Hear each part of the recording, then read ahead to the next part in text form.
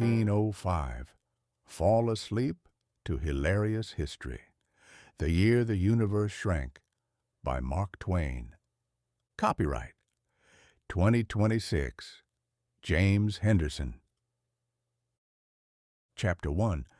The Swiss Patent Office Miracle, or How a Third-Class Clerk Reassigned the Universe. By the year of our Lord 1905, the human race had become dangerously comfortable with the idea that it finally understood the furniture of the universe. We had spent the previous century tidying up the parlor of existence, certain that Sir Isaac Newton had laid down the laws with the finality of a schoolmaster's ruler.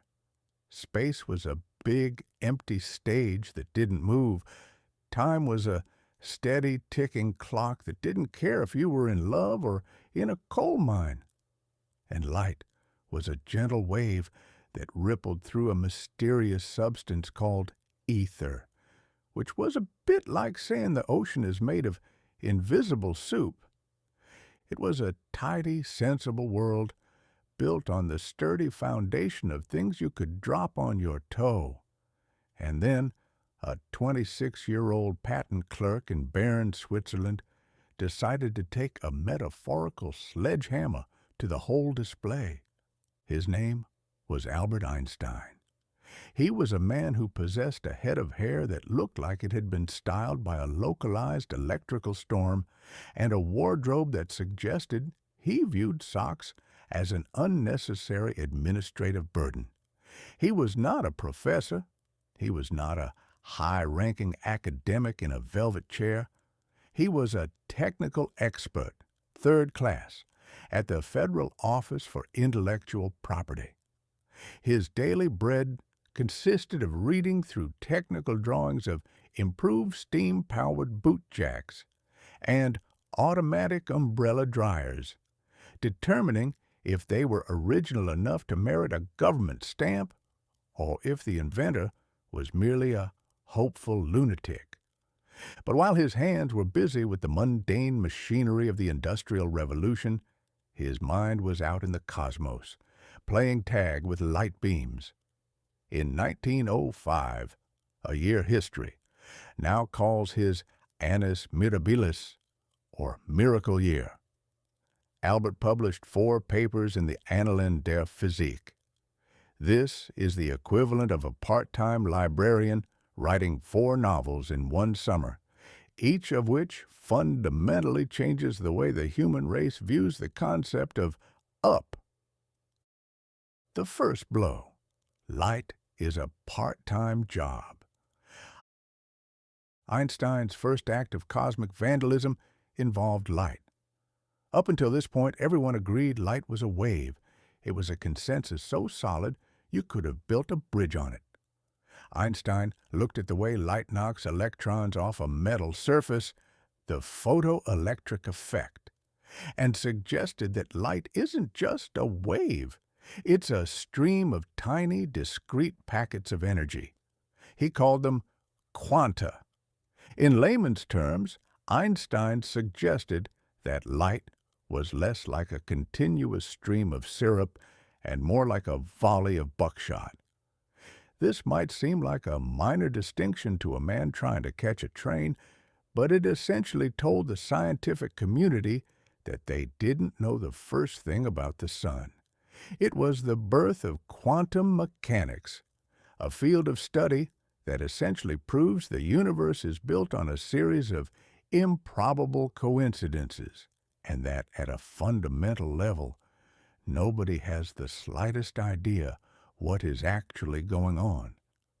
For this particular bit of mischief, he would eventually win a Nobel Prize, though at the time, his co-workers likely just wondered why he was staring so intensely at the office lamps. The second blow. Atoms aren't just a theory. Next, he turned his attention to a glass of water.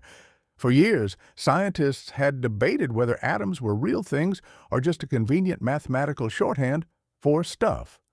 Einstein looked at Brownian motion, The way tiny pollen grains dance around in a liquid for no apparent reason. The prevailing theory was that the pollen was just being fidgety. Einstein proved with the cold, hard logic of a man who hates ambiguity that the pollen was being shoved around by invisible, microscopic particles. He proved that atoms were real, tangible objects. He gave the world a way to count things that were too small to see, which is a bit like proving the existence of ghosts by showing they're the ones consistently stealing your left sock. The third blow, the speed of light and the death of common sense. Then came the big one, the one that made common sense pack its bags and move to a different dimension. Einstein began to ponder what would happen if you chased a beam of light. Under the old rules, Newton's rules, if you're on a horse going 10 miles an hour and you throw a rock forward at 10 miles an hour, the rock hits the target at 20 miles an hour. It's simple. It's honest. It's the kind of math a horse can understand. But Einstein realized that light doesn't play by those rules. Light is the universe's speed limit, and it is absolute. If you are on a rocket ship traveling at nearly the speed of light and you turn on a flashlight, the light doesn't go super fast. It just goes the speed of light. To make this work, to keep light speed constant, something else has to give. That something turned out to be time and space. Einstein suggested that as you move faster, your clock slows down and your body gets shorter. If you travel fast enough, a year for you might be a century for the people back home. He turned the universe from a rigid box into a piece of saltwater taffy. Suddenly, now, became a subjective opinion. A minute spent sitting on a hot stove feels like an hour, Einstein once joked, while an hour spent with a pretty girl feels like a minute. That's relativity. But in 1905, he proved it wasn't just a feeling. It was the law. The fourth blow, the equation that ruined everything. Finally, as if he hadn't done enough damage to the Victorian psyche, he published a 3-page supplement to his work on relativity. In it, he casually mentioned that mass and energy are actually just two different outfits worn by the same thing. He gave us the most famous collection of symbols in human history. E equals mc squared.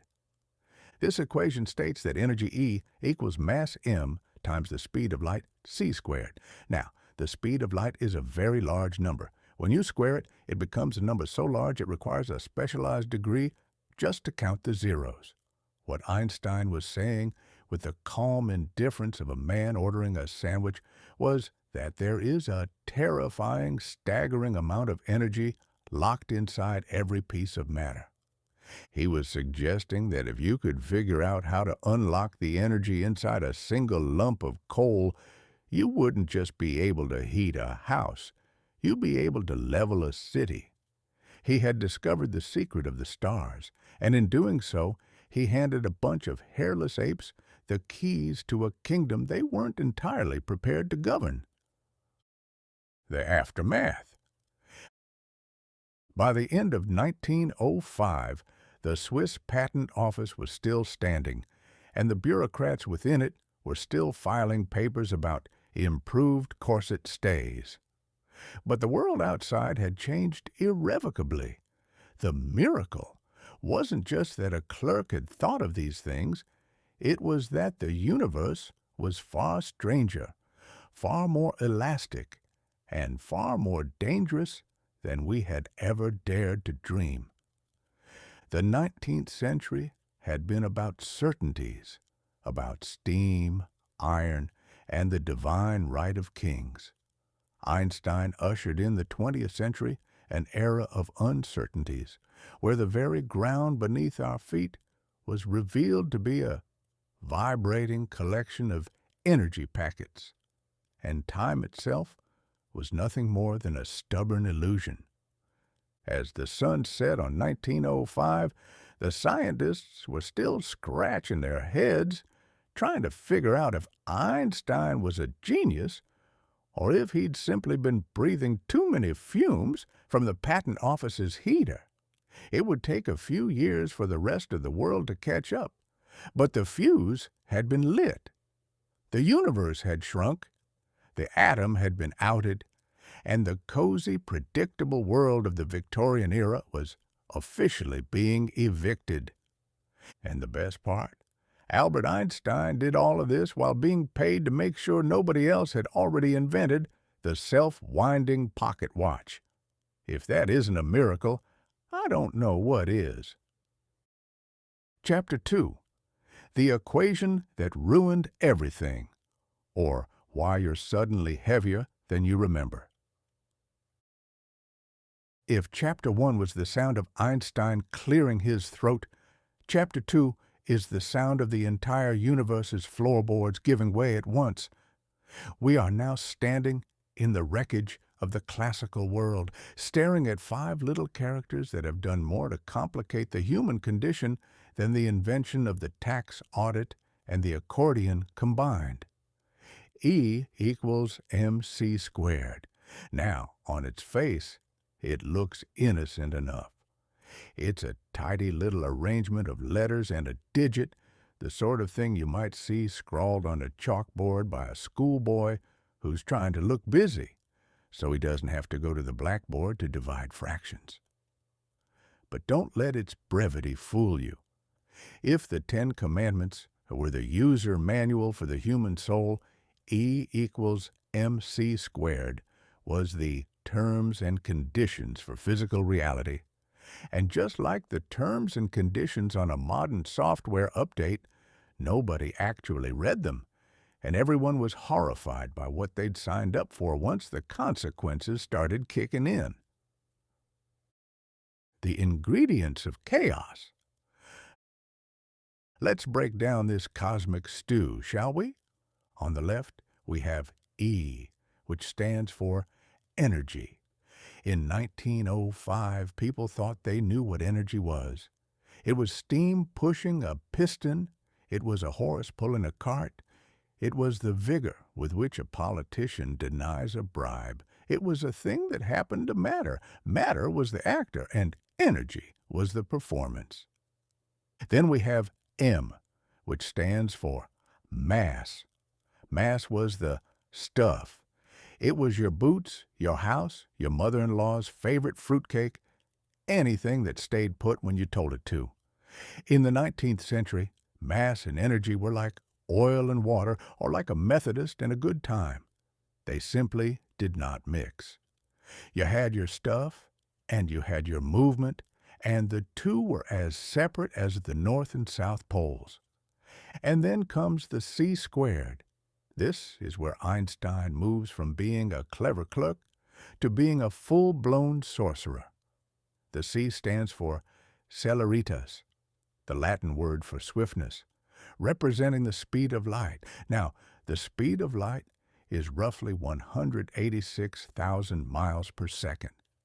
That's fast enough to go around the Earth 7 times in the blink of an eye, which is a useful skill if you've accidentally insulted a man with a very long reach. But Einstein didn't just use the speed of light. He squared it. He took a number that was already incomprehensibly large and multiplied it by itself, creating a figure so astronomical that the human brain essentially shuts down and goes to sleep rather than try to visualize it. The secret life of a ham sandwich. What Einstein was telling us, with the terrifyingly calm logic of a man who doesn't wear socks, was that mass and energy aren't 2 different things. They are the same thing, just in different moods. Mass is just congealed energy. Energy is just liberated mass. To put it in terms the average 1905 citizen could understand, Imagine you have a common everyday ham sandwich. Under the old laws of Newton, that sandwich is just a collection of bread, mustard, and a pig that met a tragic end. It has a certain weight, and if you eat it, you gain that weight. Simple, honest. But under Einstein's law, that ham sandwich is actually a concentrated battery of energy that could, if properly unzipped, power the city of Chicago for a month, because the c-squared, that massive multiplier, is so huge, even a tiny bit of mass contains a staggering amount of energy. The problem, of course, is that the universe keeps its energy locked up in a safe that we at the time had no way of cracking. We were like paupers sitting on a mountain of gold coins, unaware that our very coat buttons held enough power to launch us into the stratosphere. It was a radical, unsettling thought. It suggested that the world wasn't solid at all. It was just a series of very intense vibrations masquerading as furniture. The relativistic diet plan. But wait, it gets worse. Because Einstein's equation wasn't just about explosions and power plants. It was about the very nature of existence. He suggested that if you add energy to an object, say by making it move very, very fast, you are also increasing its mass. This means that if you are running for the 20th Century Limited train as it pulls out of the station, you are actually, physically, becoming heavier the faster you run. Granted, you'd have to be running at several million miles per hour for your tailor to notice the difference, but the principle remained. Speed makes you stout. It was the death of absolute reality. For centuries, we believed that a pound was a pound and a second was a second, regardless of whether you were standing still or falling off a cliff. Einstein politely informed us that we were wrong. Everything is relative. If you're moving fast, your clocks slow down, your yardstick shrinks, and your weight goes up. It turned the universe into a hall of mirrors. It suggested that two people could look at the same event and see two completely different things, and both of them would be right. This is a wonderful philosophy for a man trying to explain to his wife why he's 2 hours late for dinner. But darling, from my frame of reference, I'm actually early. But it's a terrible way to run a civilization based on fixed schedules. Common sense looking for a new job. By the time the implications of E equals mc squared began to sink in, common sense realized it was no longer welcome in the hallowed halls of physics. Common sense is built on the idea that if you can't see it, touch it, or trip over it, it probably isn't true. Einstein proved that the most important truths in the universe are the ones that are completely invisible and entirely counterintuitive. He had fired God as the great clockmaker and replaced him with a mathematician who plays dice with the stars. The year 1905 was the moment the human race realized it was living in a house where the walls could turn into light and the floor could disappear if you looked at it from the wrong angle. We had entered the era of modern physics, and quite frankly, we've had a headache ever since. We went from a world where we knew where everything was to a world where we knew exactly how much energy was in a ham sandwich, but we had absolutely no idea how to get it out without blowing up the deli. The burden of knowledge. As Albert Einstein sat in his patent office, likely looking at a blueprint for a better mousetrap, he had effectively trapped the entire human race in a new reality. We could no longer pretend the world was a simple, mechanical toy. We were now part of a grand, vibrating, relativistic dance where mass was energy, time was a suggestion, and the speed of light was the only thing you could count on. It was a brilliant discovery, a miracle of the mind.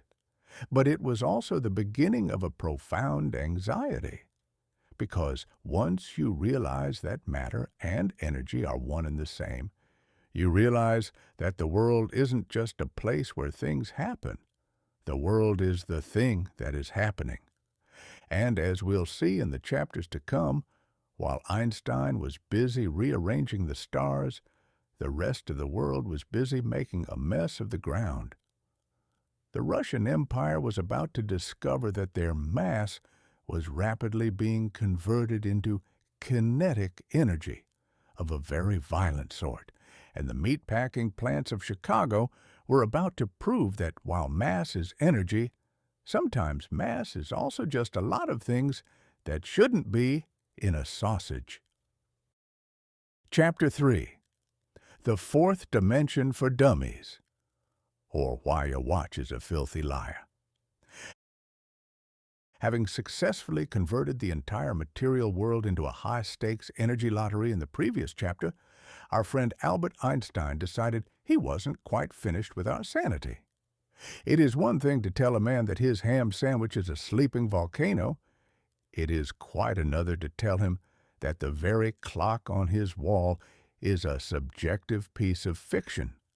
In 1905, Einstein introduced the world to special relativity, and with it, the fourth dimension. Now, up until this point, humanity had been perfectly content with three dimensions. We had length, how far you have to walk to the tavern; width, how wide the tavern door needs to be to accommodate you on the way out; and height, how far you fall when the barkeep decides you've had enough. This was a solid, three-legged stool of reality. You knew where you were, you knew where the floor was, and you knew that if you stayed in one spot, the only thing that would change was the level of the whiskey in your glass. But Einstein insisted there was a fourth direction we were all moving in, whether we liked it or not.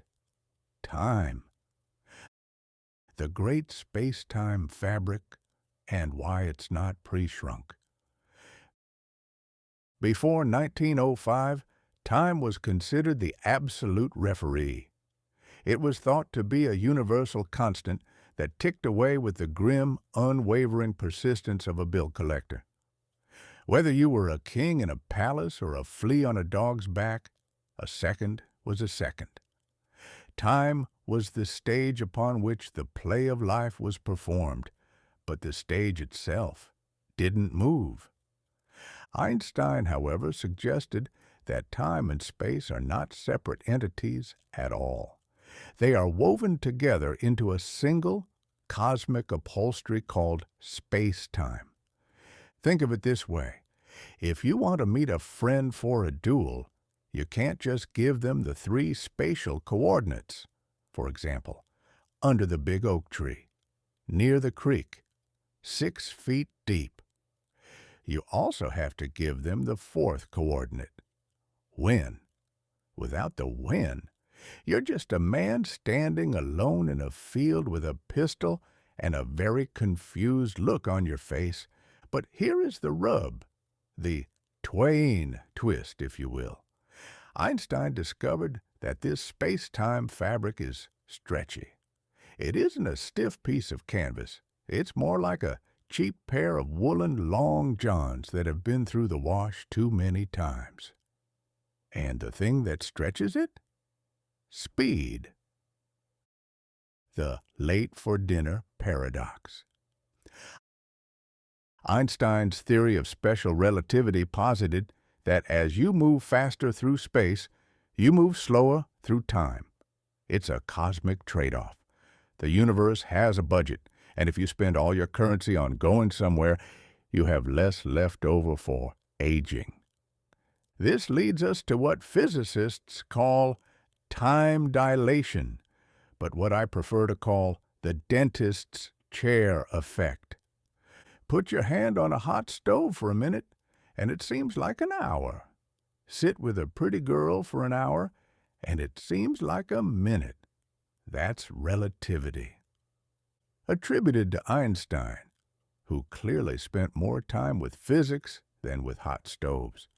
Einstein proved that this wasn't just a psychological trick of the mind. It was a physical reality of the universe. If you could hop on a train traveling at 99% the speed of light, and you spent what felt like a pleasant weekend reading a book, you would return to the station to find that your children were retired, your dog was a fossil, and the government had invented 3 new types of taxes you didn't know you owed. To the man on the high-speed train, his watch ticked normally. His heart beat normally. His coffee went cold at the usual rate. But to the man standing on the platform, that high-speed clock was dragging its feet like a schoolboy on a Monday morning. The death of right now. The most offensive part of this theory, at least to those of us who enjoy a well-organized schedule, is the destruction of simultaneity. Before 1905, we assumed that if 2 things happened at the same time, they happened at the same time for everyone. If a lightning bolt hits a tree in London and a cat sneezes in New York at the exact same moment, that is a shared now. Einstein laughed at this.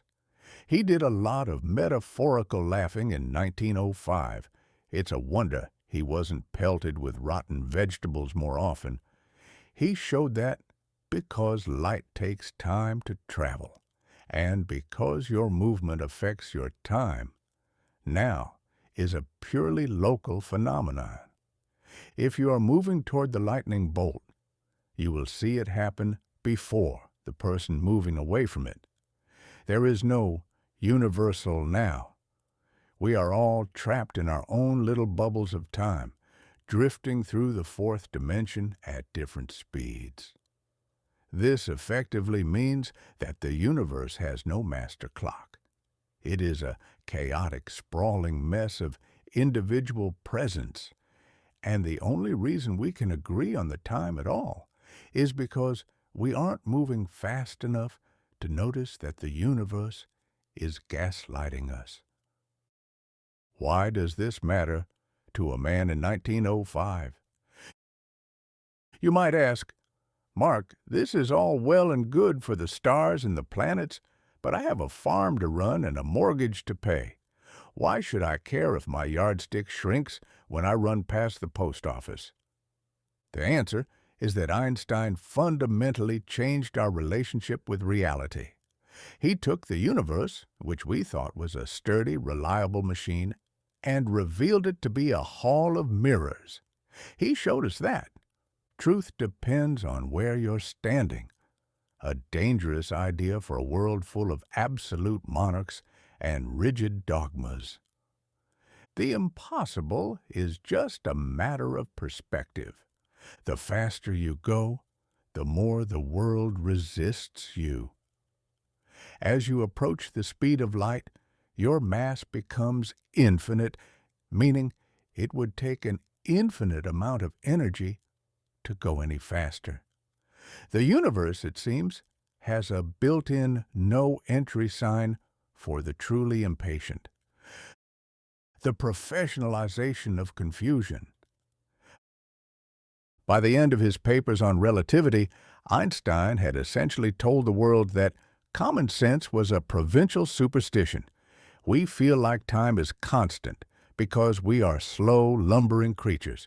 We are like snails who think the world is flat because we've never crawled fast enough to see the curve of the hill. The 4th dimension became the new playground for the imaginative and the insane. Suddenly, novelists were writing about time travel, and philosophers were wondering if the future had already happened in some other slice of the space-time loaf. Spoiler, it has, but you're still going to be surprised by the bill. In the Swiss patent office, Einstein likely went back to his desk, adjusted his spectacles, and approved a patent for a new type of synchronized clock. The ultimate irony for a man who had just proved that perfectly synchronized clocks are a physical impossibility. He had fireproofed his soul against the mundane by living in a world where the stars were flexible and the seconds were liquid. The rest of us, however, were left to deal with the fallout. We were now living in the 20th century, a place where you could no longer trust your eyes, your watch, or the solidity of your own front porch. But don't worry. If the fourth dimension is making your head spin, just wait until we get to the Battle of Tsushima. Because if Einstein proved that time is relative, the Russian Navy was about to prove that incompetence is a universal constant, regardless of how fast you're sailing. Chapter 4. The Battle of Tsushima, or the Scenic Route to a Shipwreck. While Albert Einstein was quietly dismantling the laws of physics in a Swiss office, the Russian Empire was busy dismantling its own reputation on a global stage with a great deal more noise and significantly more salt water. If 1905 was the year we discovered the universe is made of energy, it was also the year we discovered that the Russian Navy was made of cardboard, hubris, and a truly impressive amount of bad luck. The Russo-Japanese War had been dragging on since 1904, mostly because Tsar Nicholas II, a man whose grasp on reality was about as firm as a wet noodle's grip on a greased pig, couldn't quite believe that a tiny Asian nation like Japan had the audacity to object to Russia's divine right to own everything it could see. To settle the matter, the Tsar decided to send his Baltic Fleet on a little summer cruise. The problem was that the Baltic Fleet was in the Baltic Sea, and the war was in the Pacific.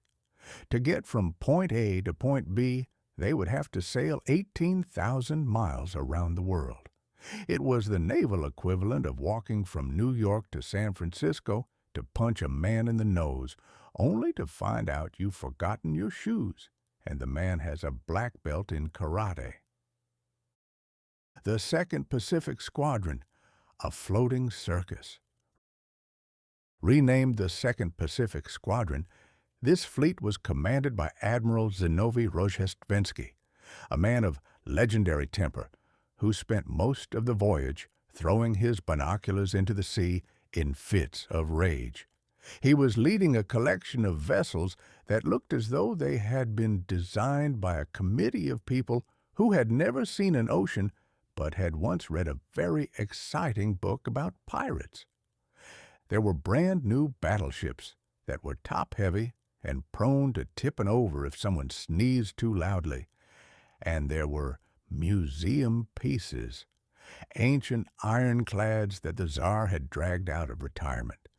One officer described these older ships as auto-sinkers. They were essentially large, expensive anchors that happened to have chimneys. The Dogger Bank Incident, a war with fish. The voyage began with a flourish of pure comedy. As the fleet passed through the North Sea near England, they became convinced that Japanese torpedo boats were lurking in the fog. Now Japan is roughly 7,000 miles from the North Sea. For a Japanese torpedo boat to be there, it would have had to possess the same magical properties as Einstein's fourth dimension. Nevertheless, the Russians opened fire. They didn't hit any Japanese boats, mostly because there weren't any. Instead, they sank a British fishing trawler, killed several fishermen, and managed to shoot at their own ships in the confusion. The British, who possessed the world's largest navy in a very short fuse, were not amused. For a week, the world held its breath as Russia nearly went to war with the British Empire because they were afraid of invisible ninjas in the English Channel. The Madagascar layover, snakes, monkeys, and despair. Having avoided a war with Britain by apologizing profusely and promising to be better, the fleet began its long slog around Africa. Because they were too heavy for the Suez Canal, and the British wouldn't let them in anyway. They had to go the long way. They spent several months anchored off the coast of Madagascar, waiting for reinforcements and more coal. It was here that the voyage shifted from a military maneuver to a fever dream. The heat was unbearable. The sailors, bored and slowly losing their minds, began to buy exotic pets from the locals. Soon, the battleships were overrun with monkeys, parrots, and at least one venomous snake that took up residence in a high-ranking officer's cabin.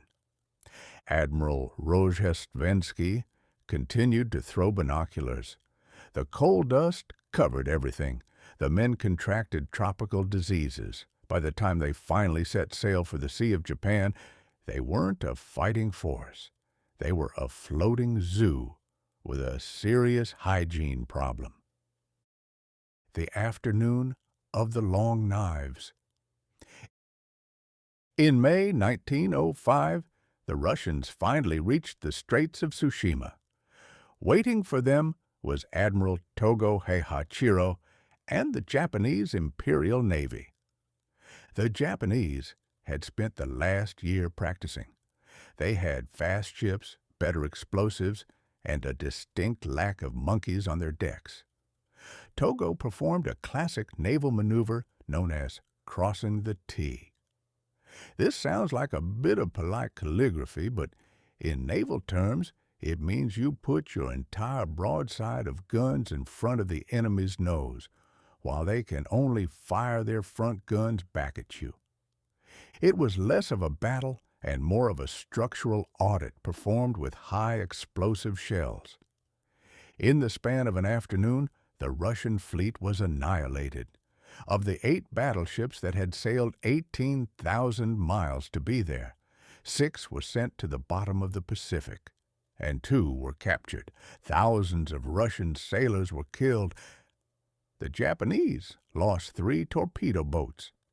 It was the most lopsided victory in naval history since the invention of the boat. The monocle drops. The Battle of Tsushima sent a shockwave through the world that Einstein's equations couldn't match. For the first time in the modern era, an Asian power had decisively defeated a European empire in a full-scale war. In London, Paris, and Berlin, the great powers suddenly dropped their monocles into their tea. The narrative of white supremacy and European invincibility, which had been the foundation of global politics for centuries, had just been sunk in the Sea of Japan. The world was no longer a private club for Europeans. A new sun was rising in the east, and it was heavily armored. Back in Russia, the defeat was the final straw. The people, already tired of starving for a czar who couldn't even win a boat race, began to realize that the divine right of kings didn't mean much if your navy was currently being used as housing for deep-sea crabs. The revolution of 1905 was about to kick into high gear, and the Romanovs were about to find out that relative wasn't just a term for physics. It also applied to their job security. The Battle of Tsushima proved that while you can sail 18,000 miles on hope and coal, it doesn't do you much good if you're sailing toward a man who actually knows how to aim. It was the end of an era, the death of a fleet, and the moment the 20th century realized that the old maps were officially useless. Chapter 5. Bloody Sunday in St. Petersburg, or How to Lose an Empire in a Single Afternoon. If the Battle of Tsushima was a structural audit of the Russian Navy, then the events of January 1905 in St. Petersburg were a performance review of the Romanov dynasty.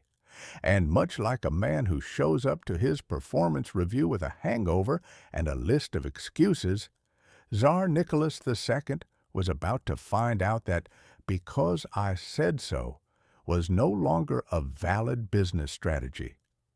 By early 1905, Russia was essentially a giant pressure cooker with the safety valve soldered shut. The peasants were hungry. The factory workers were tired of being treated like expendable gears in a rusty machine, and the news from the war with Japan was arriving like a series of increasingly grim telegrams from a funeral director. The Russian people didn't want a revolution yet. They just wanted a sandwich and perhaps a few fewer hours of being shouted at by a foreman. The Little Father and the Big Disconnect.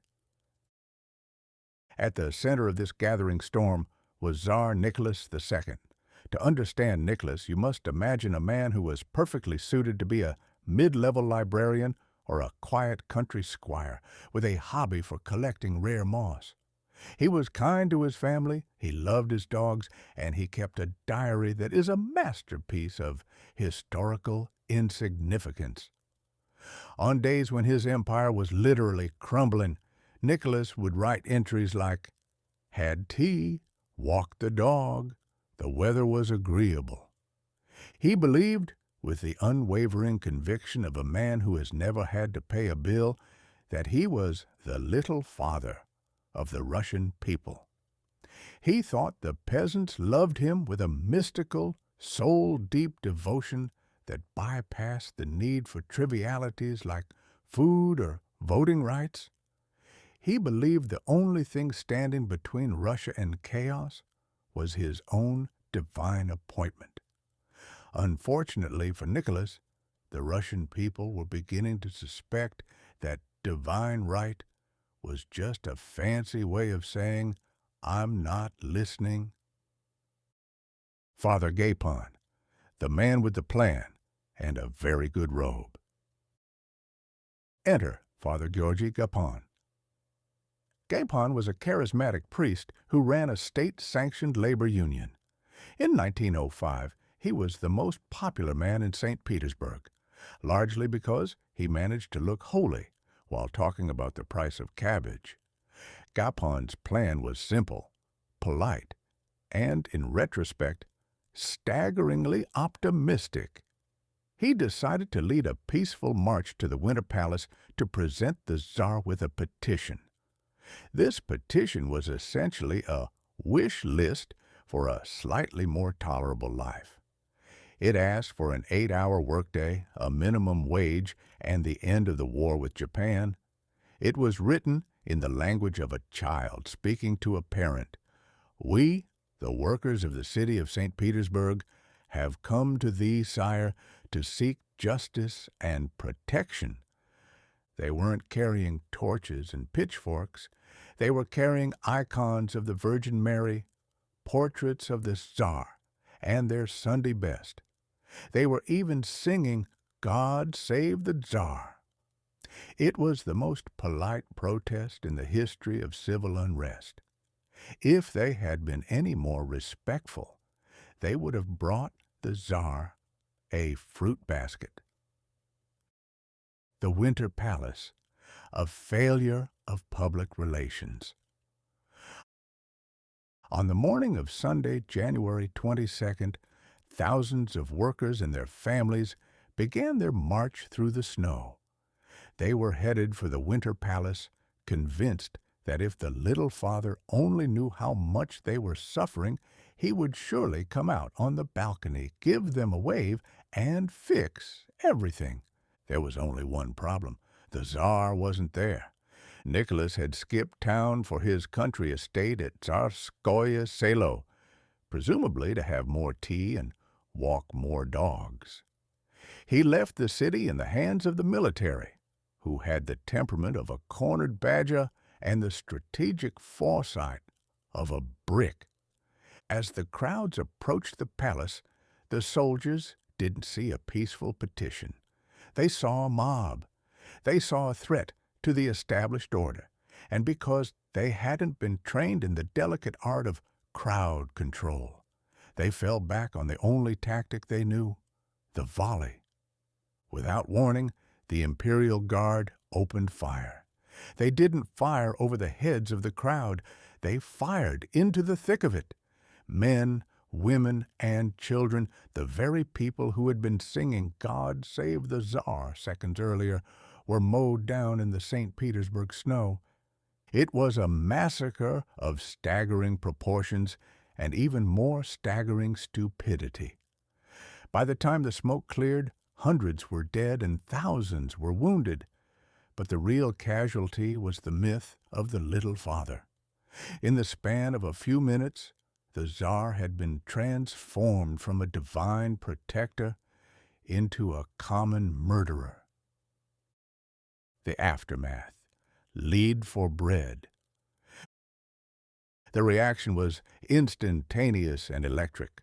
One worker was heard to scream, "We no longer have a Tsar," as he ripped up a portrait of Nicholas. Father Gapon, who miraculously survived the shooting, went into hiding and issued a statement that was considerably less polite than his previous petition. Bloody Sunday was the spark that set the Russian Empire on fire. Within weeks, strikes broke out across the country. Sailors mutinied, most famously on the Potemkin, where the meat was so full of maggots it practically had its own rank. Ethnic minorities began to demand independence. The revolution of 1905 had begun. Nicholas, for his part, was baffled. He couldn't understand why everyone was so upset. He eventually agreed to create the Duma, a sort of parliament, but he did so with the enthusiasm of a teenager being told to clean his room. He spent the next decade trying to take back every concession he had made, proving that he had learned nothing from the blood in the snow. The moral of the story. Bloody Sunday proved a fundamental truth about power in the 20th century. You can rule a people by love, or you can rule them by fear. But if you try to do both and fail at both, you're just a man standing on a trapdoor waiting for someone to pull the lever. The Romanovs had been in power for 300 years, but on that snowy Sunday in January, the clock started ticking. They had 12 years of life left in their dynasty, though they didn't know it yet. They were like a man who has just jumped off a skyscraper and, as he passes the 10th floor, thinks to himself, "So far, so good."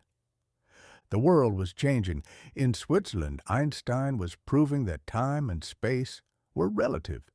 In St. Petersburg, the Russian people were proving that the divine right of kings was relative too.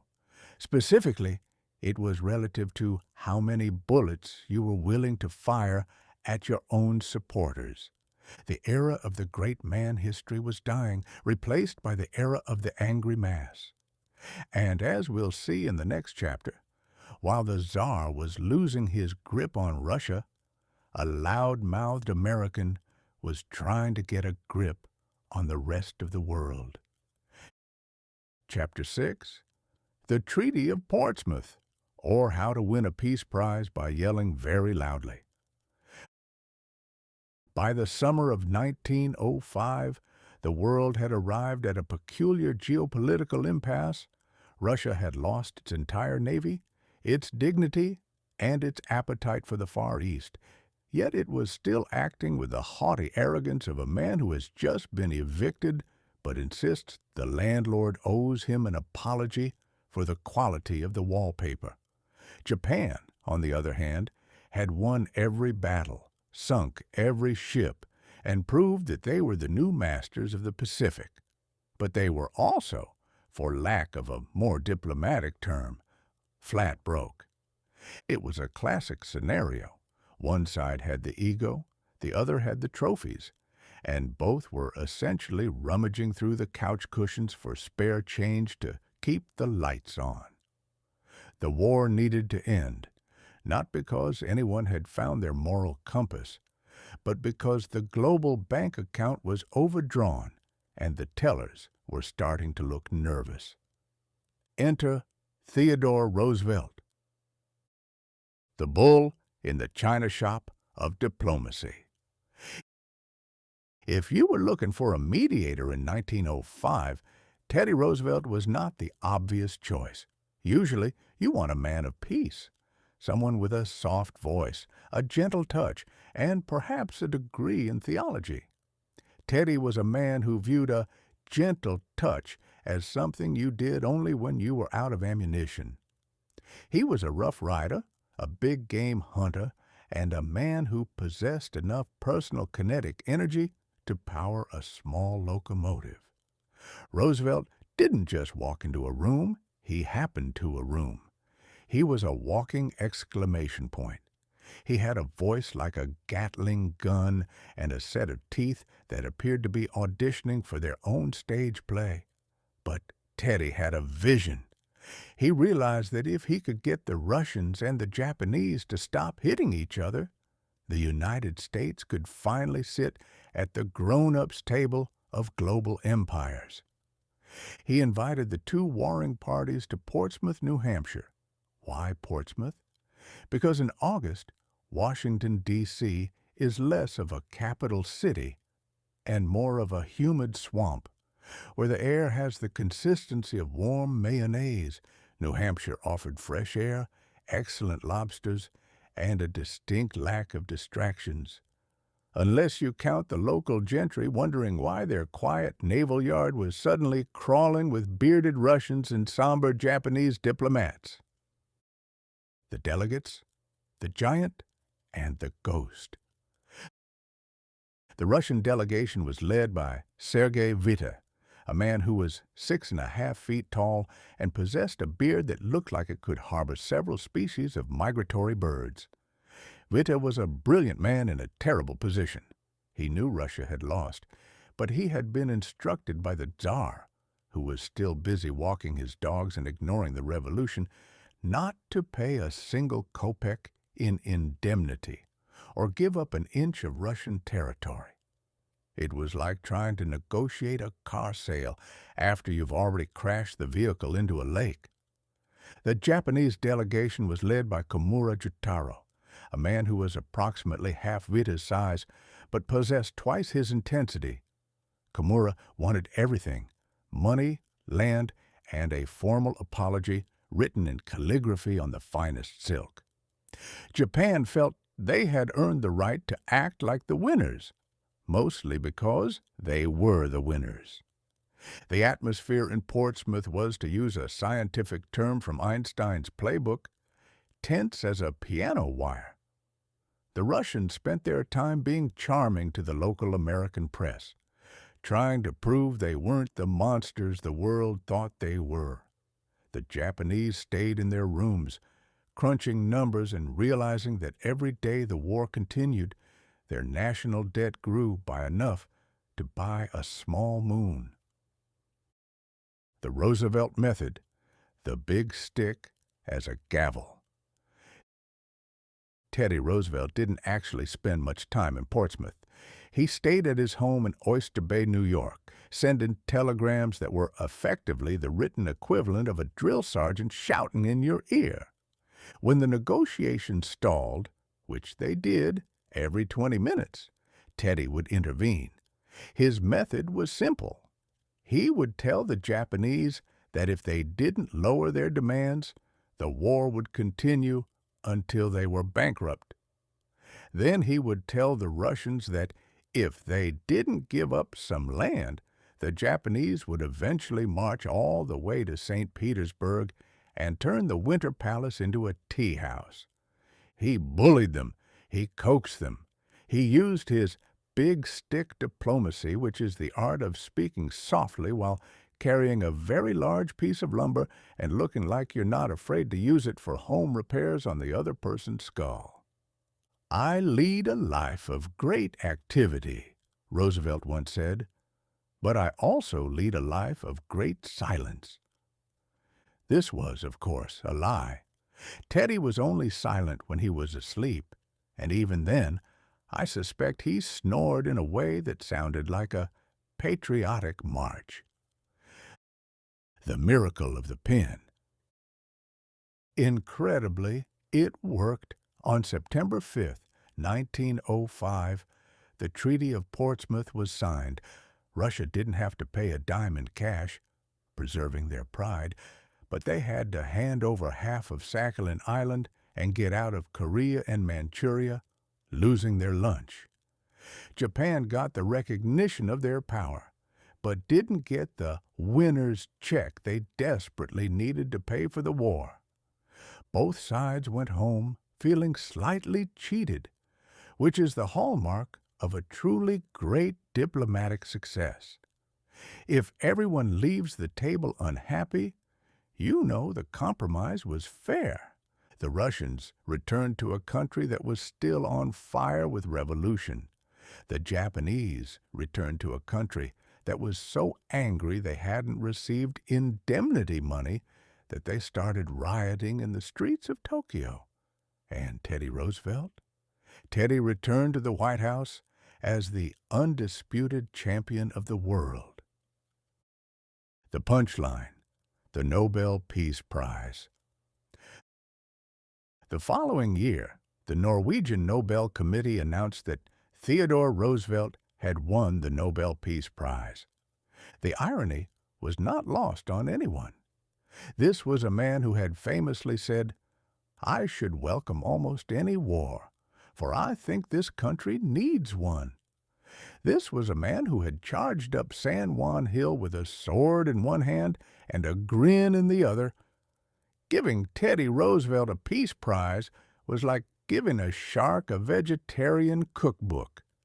It was a lovely gesture, but nobody really expected him to change his diet. Nonetheless, it was a turning point. For the first time, an American had won the prize. The United States was no longer just a collection of rowdy colonies and expanding railroads.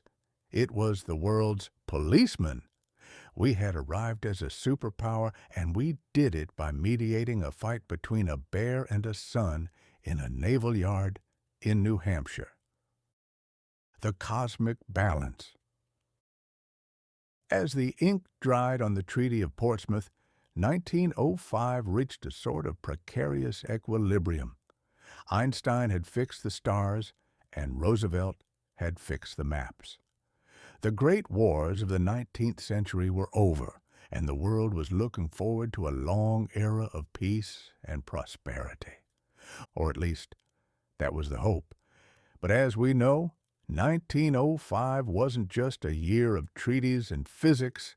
It was a year of progress. And while the diplomats were shaking hands in New Hampshire, a man named Upton Sinclair was standing in a Chicago slaughterhouse, looking at a pile of meat that was about to make the entire world lose its appetite.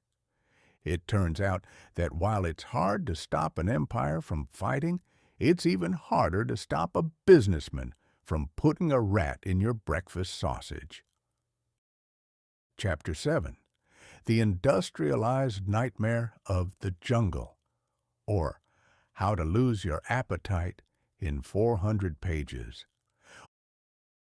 While Theodore Roosevelt was busy winning the Nobel Peace Prize for stopping Russians and Japanese from killing each other, a young, idealistic socialist named Upton Sinclair was investigating a different kind of slaughterhouse, one where the casualties didn't wear uniforms and the enemy was usually seasoned with salt and nitrates. If 1905 was the year the universe shrank, according to Einstein, it was also the year the human stomach turned, according to Sinclair. He spent 7 weeks undercover in the meatpacking district of Chicago, a place affectionately known as Packing Town, which was less a neighborhood and more a vision of hell designed by a committee of efficiency experts who had misplaced their consciences. Sinclair went there to write a heart-wrenching expose on the plight of the immigrant worker.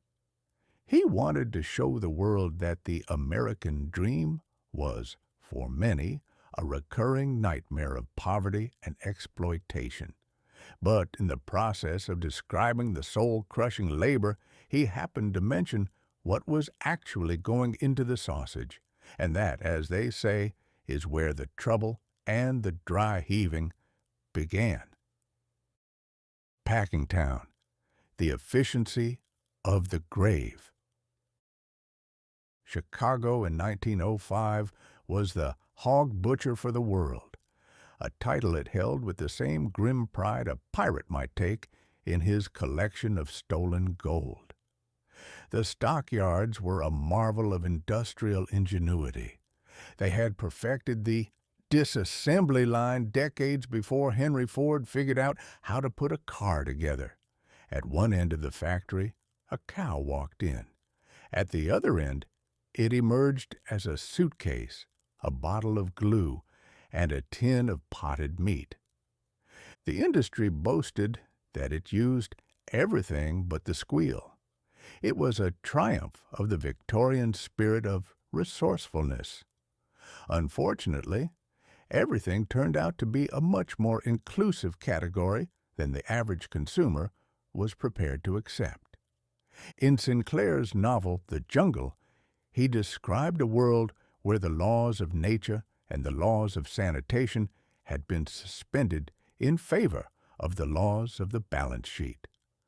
Packing Town was a place of Bubbly Creek, a branch of the Chicago River so thick with grease and chemical runoff that it would occasionally catch fire. If a person fell into Bubbly Creek, they didn't drown. They simply became part of the local topography.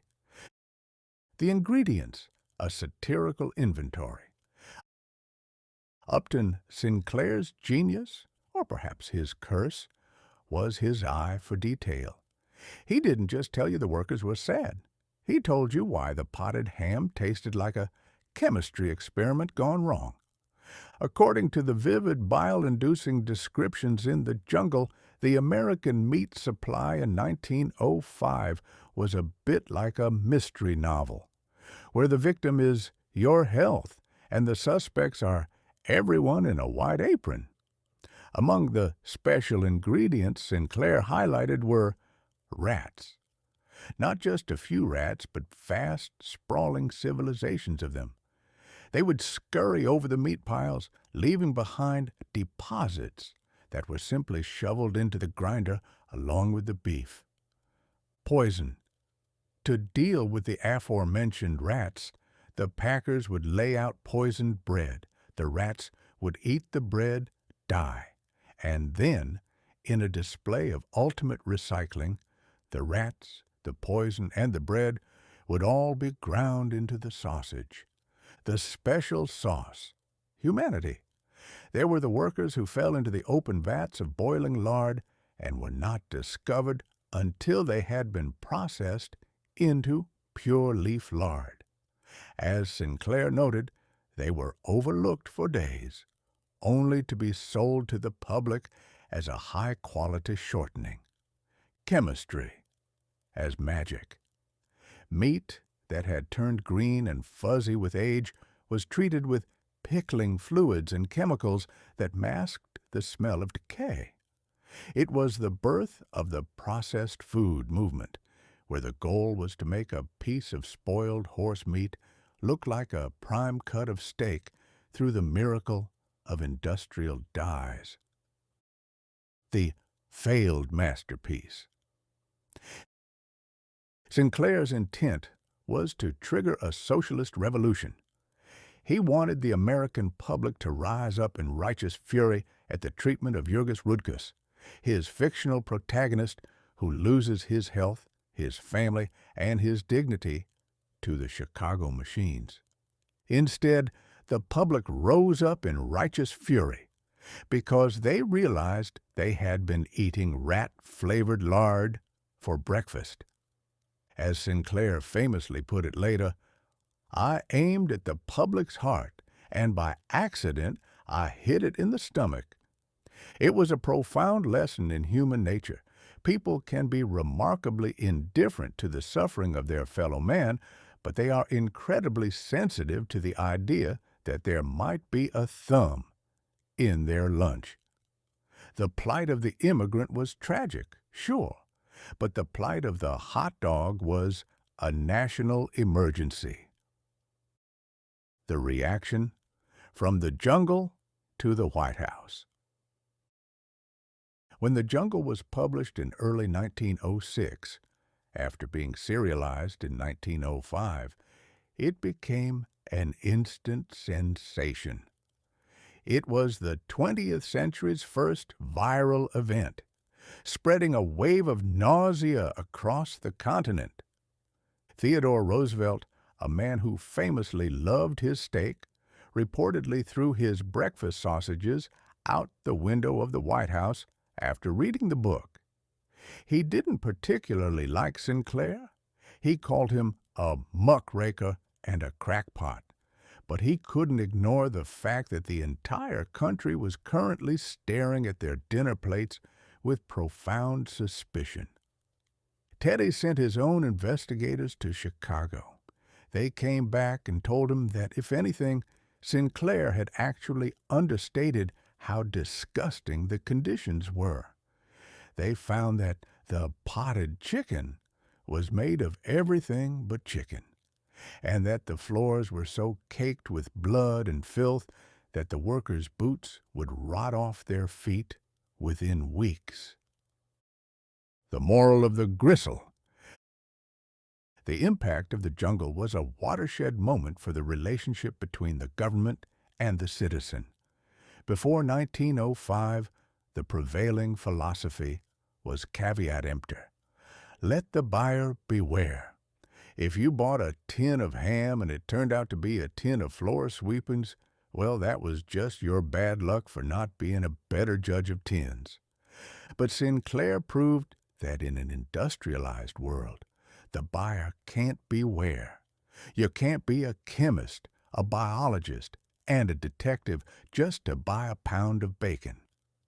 The invisible hand of the market, it turns out, was often a very dirty hand that hadn't been washed in 3 years. By the end of 1905, the stage was set for the Pure Food and Drug Act.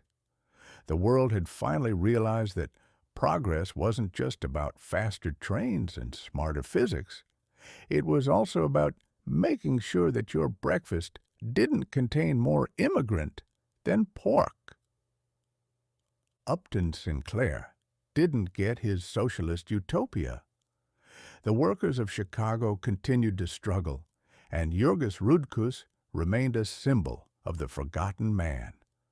But the American public got a label on their food and a government inspector in the slaughterhouse. It wasn't the revolution Sinclair wanted, but for a man who just wanted to survive his morning omelet, it was a miracle of a different kind. Chapter 8. The Pure Food and Drug Act, or the radical notion that your breakfast shouldn't be a lethal weapon. If the previous chapter left you with a lingering distrust of anything shaped like a link or sold in a tin, then Chapter 8 is the bureaucratic balm for your digestive soul.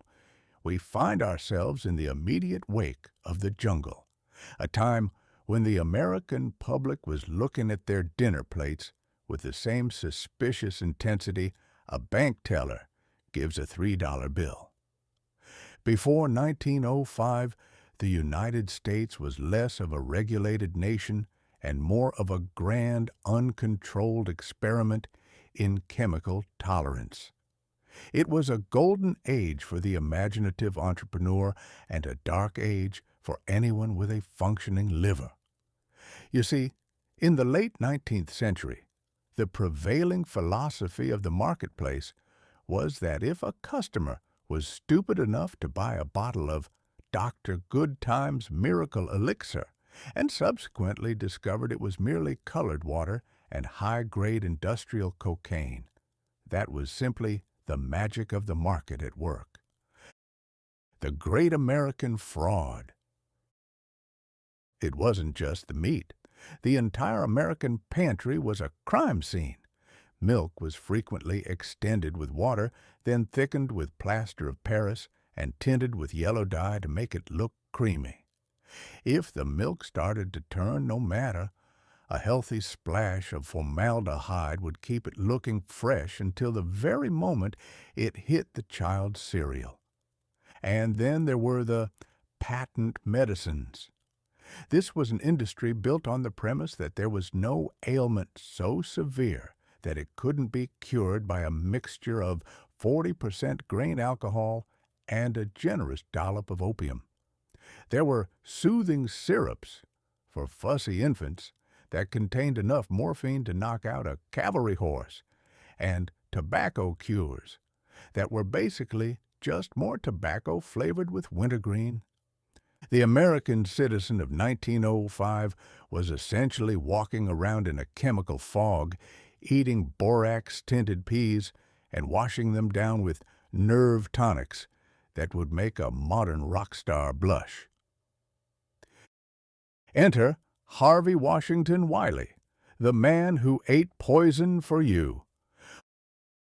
While Einstein was the hero of the stars, the hero of the stomach was a man named Dr. Harvey Washington Wiley. He was the chief chemist of the Department of Agriculture, a man who possessed a formidable beard and an even more formidable obsession with the purity of a jar of pickles. Dr. Wiley was tired of asking the food trusts to be nice. He decided that the only way to prove that these chemicals were harmful was to feed them to people and see what happened. This led to the formation of what the press affectionately called the Poison Squad. The Poison Squad was a group of 12 young, robust government clerks who volunteered to eat all their meals in a basement laboratory. The catch? Each meal was laced with a specific food preservative: borax, salicylic acid, sulfuric acid, or formaldehyde. They were the original influencers, except instead of promoting skin creams, they were proving that eating borax makes you feel like you've swallowed a bag of hot gravel. The motto of the Poison Squad was, "Only the brave dare eat the fair." They became national celebrities. Dr. Wiley would weigh them, take their pulse, and collect, data on every bodily function. When the young men started turning pale, losing their hair, and developing the disposition of a wounded bear, Wiley had his proof. He showed that while a little bit of formaldehyde might keep a corpse looking good for a funeral, it does very little for a living person's digestion. The legislative tug-of-war. Despite the Poison Squad's suffering and Sinclair's muckraking, passing a law was about as easy as teaching a cat to play the banjo. The food trusts and the medicine kings had more money than God and more lobbyists than a Washington, D.C. happy hour. They argued that government interference would ruin the economy. They claimed that telling people what was in their food would only confuse them. Why should a man be troubled by the knowledge that his strawberry jam is made of crushed bugs and coal tar? They asked, with straight faces. But Teddy Roosevelt was now on the warpath. Teddy had a personal distaste for being lied to, especially about his bacon. He used his bully pulpit to shame Congress into action. He realized that the industrial world had become too complex for the old rules. In the old days, you bought your meat from a neighbor you could punch in the nose if he'd sold you a bad ham. Now, you bought your meat from a giant corporation 5 states away, and you couldn't punch a corporation in the nose because it didn't have one. It only had a board of directors. June 30th, 1906. The birth of the label. The pressure finally became too much for the lobbyists to contain. On the same day, Roosevelt signed the Meat Inspection Act and the Pure Food and Drug Act. These laws were revolutionary because they introduced a concept that had previously been considered a bit too radical for polite society: the truth. The act didn't actually ban most of the poisons. It just required that they be listed on the label. This was a profound shift in the human experience. For the first time in history, the consumer was invited to be a participant in their own survival. If you wanted to drink a cough syrup that was 12% heroin, the government wouldn't stop you, but they insisted that the bottle tell you it was 12% heroin so you didn't accidentally take it before a job interview or a high-stakes poker game. It forced the meat packers to allow government inspectors into their plants. It meant that potted ham had to actually contain some ham, and that pure maple syrup couldn't be 90% glucose and brown paint. The professionalization of breakfast. The Pure Food and Drug Act was the PS to the horror story of the jungle. It transformed the American kitchen from a laboratory of the macabre into a place of relative safety. It was the moment the 20th century decided that progress didn't just mean bigger buildings and faster cars. It meant a higher standard for the basic building blocks of life. Of course, the corporations immediately began looking for loopholes. They started using smaller fonts for the bad news and larger fonts for the words natural and healthy. A tradition that continues to this very day. But the dam had broken. The era of the unregulated nightmare was ending, replaced by the era of the FDA-approved nightmare, which is at least a little more predictable. The final verdict of 1905. As 1905 faded into 1906, the world was a vastly different place. In the span of 12 months, we had discovered that the universe was made of energy. The ocean was a Japanese playground, the Russian Tsar was a dead man walking, and our sausages were a map of the Chicago sewer system. It was a year of profound awakenings. We had traded the cozy, ignorant certainties of the 19th century for the complex, dangerous, and brilliantly lit stage of the 20th. We were smarter, we were more nervous, and for the first time in human history, we were actually reading the ingredients on the side of the box. And while all of this was happening, while empires were falling and physics was bending, 4 bored men in Chicago were sitting down for lunch. They weren't there to talk about relativity or rat tails. They were there to talk about something far more enduring, how to sell things to each other while pretending to be friends. Chapter 9. The Founding of Rotary International, or the Professionalization of Small Talk.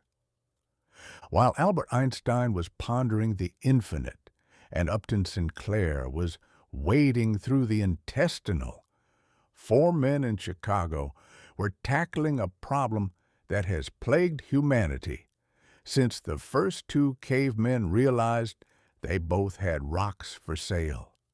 The business lunch. In February 1905, Chicago was not a place for the faint of heart or the sensitive of nose. As we've established, it was a city that smelled like a wet dog that had been rolled in coal dust and then dipped in a rendering vat. It was a bustling, clanging, industrial hive where every man was an island, and every island was trying to sell the neighboring island a life insurance policy. It was in this atmosphere of profound urban loneliness that a lawyer named Paul Harris decided he'd had quite enough of being an island. Harris was a man who missed the friendly, how's your mother atmosphere of the small town he grew up in. He realized that in the big city, you could live next door to a man for 10 years, and the only thing you'd know about him was the specific cadence of his morning cough. The Original 4, a catalog of excitement. On the night of February 23, 1905, Harris invited 3 acquaintances to a small office in the Unity Building on Dearborn Street. If you were looking for a group of revolutionaries to change the social fabric of the world, this probably wouldn't have been your first draft pick.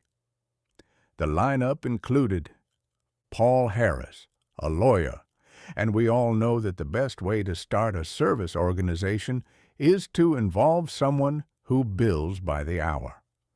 Sylvester Sheila, a coal dealer.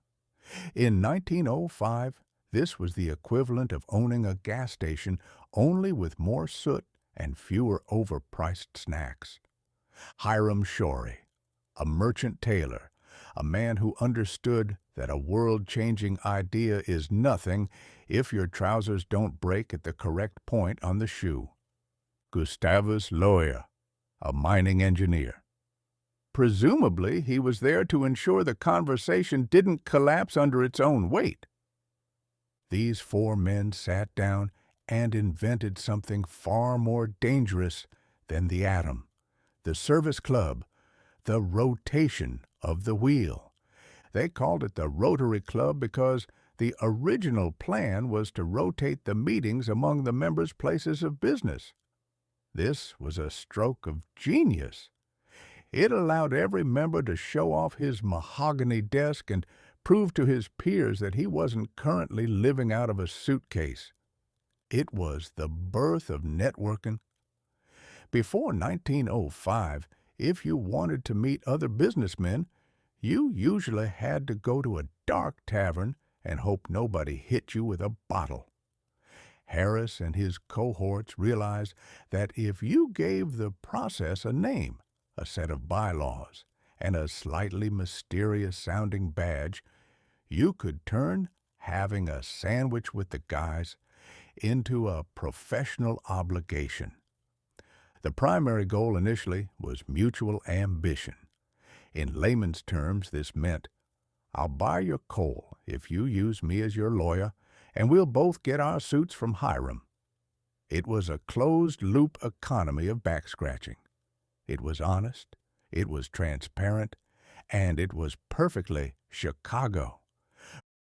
From self-interest to service above self. However, something strange happened on the way to the counting house. As the club grew, adding a printer, an insurance agent, and probably a guy who specialized in improved steam-powered bootjacks, thanks to the patent office connections, they realized that a group of men sitting in a circle admiring each other's business cards was, frankly, a bit boring. They needed a purpose. They needed a cause. They needed something to talk about other than the price of anthracite. In 1907, the Chicago Rotary Club carried out its first service project. Did they end world hunger? Did they solve the mysteries of the fourth dimension? No. They campaigned for the city to install public comfort stations, that's bathrooms for those of you who haven't studied Victorian euphemisms, near the city hall. It was a humble beginning, but it set the template. The idea was that professional men had a debt to society, and the best way to pay it was through organized, highly structured, and impeccably timed luncheon meetings. They eventually adopted the motto, service above self, which is a lovely sentiment, provided the service doesn't interfere with the self getting a decent slice of cherry pie for dessert.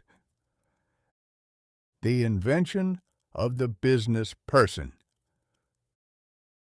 The founding of Rotary was the moment the 20th century invented the modern professional.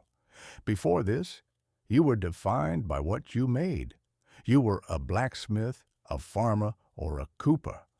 After 1905, you were defined by your affiliations. You were a Rotarian. You were a man who belonged to a network.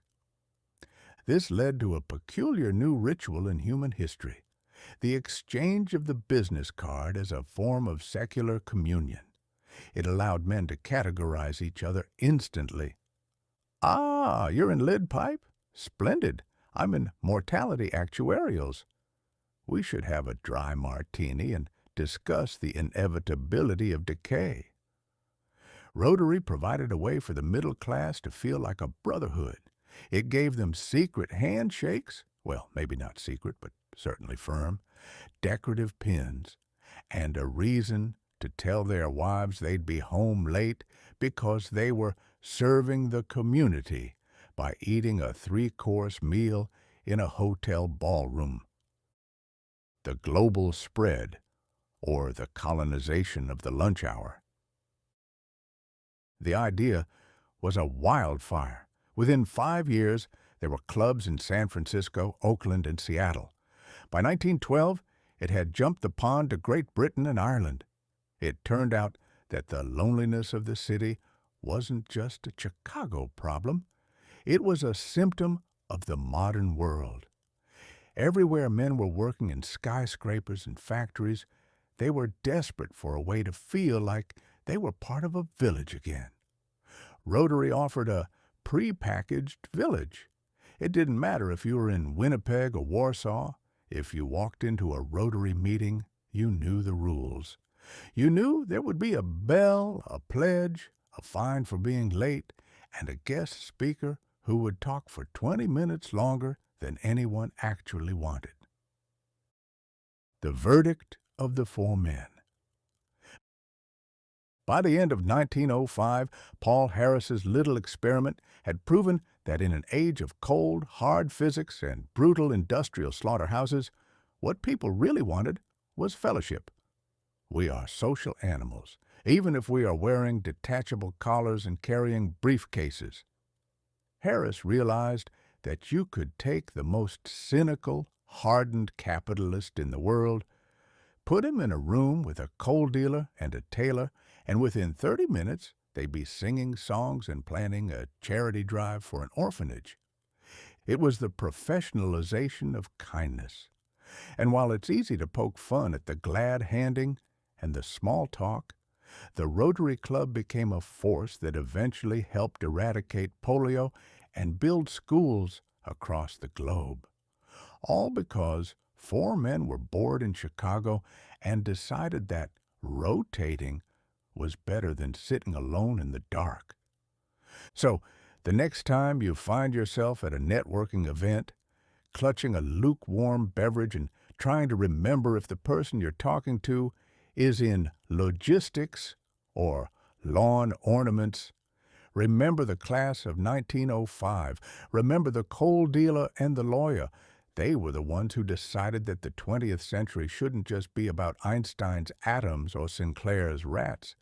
It should also be about the simple, profound act of saying, "Hello, what do you do for a living?"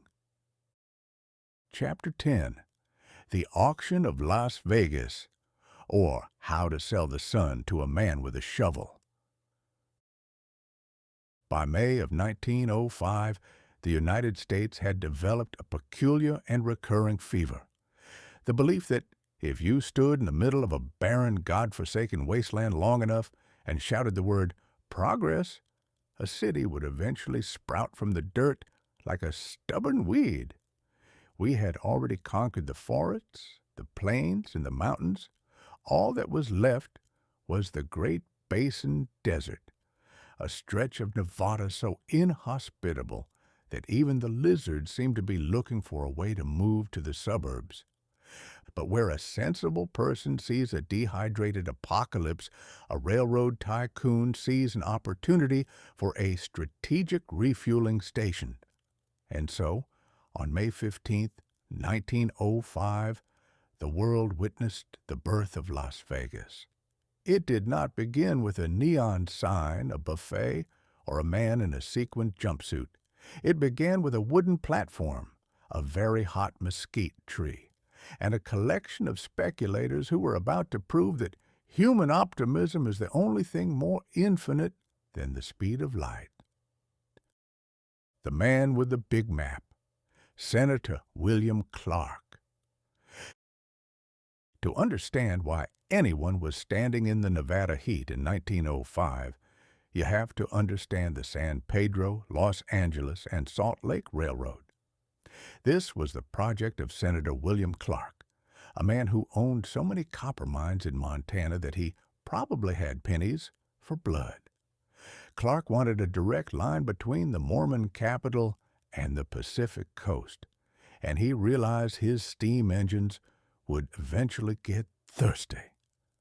Deep in the Nevada desert sat a patch of land blessed with artesian springs, a literal meadow, or Las Vegas, in the tongue of the Spanish explorers who had passed through decades earlier without stopping to build a casino.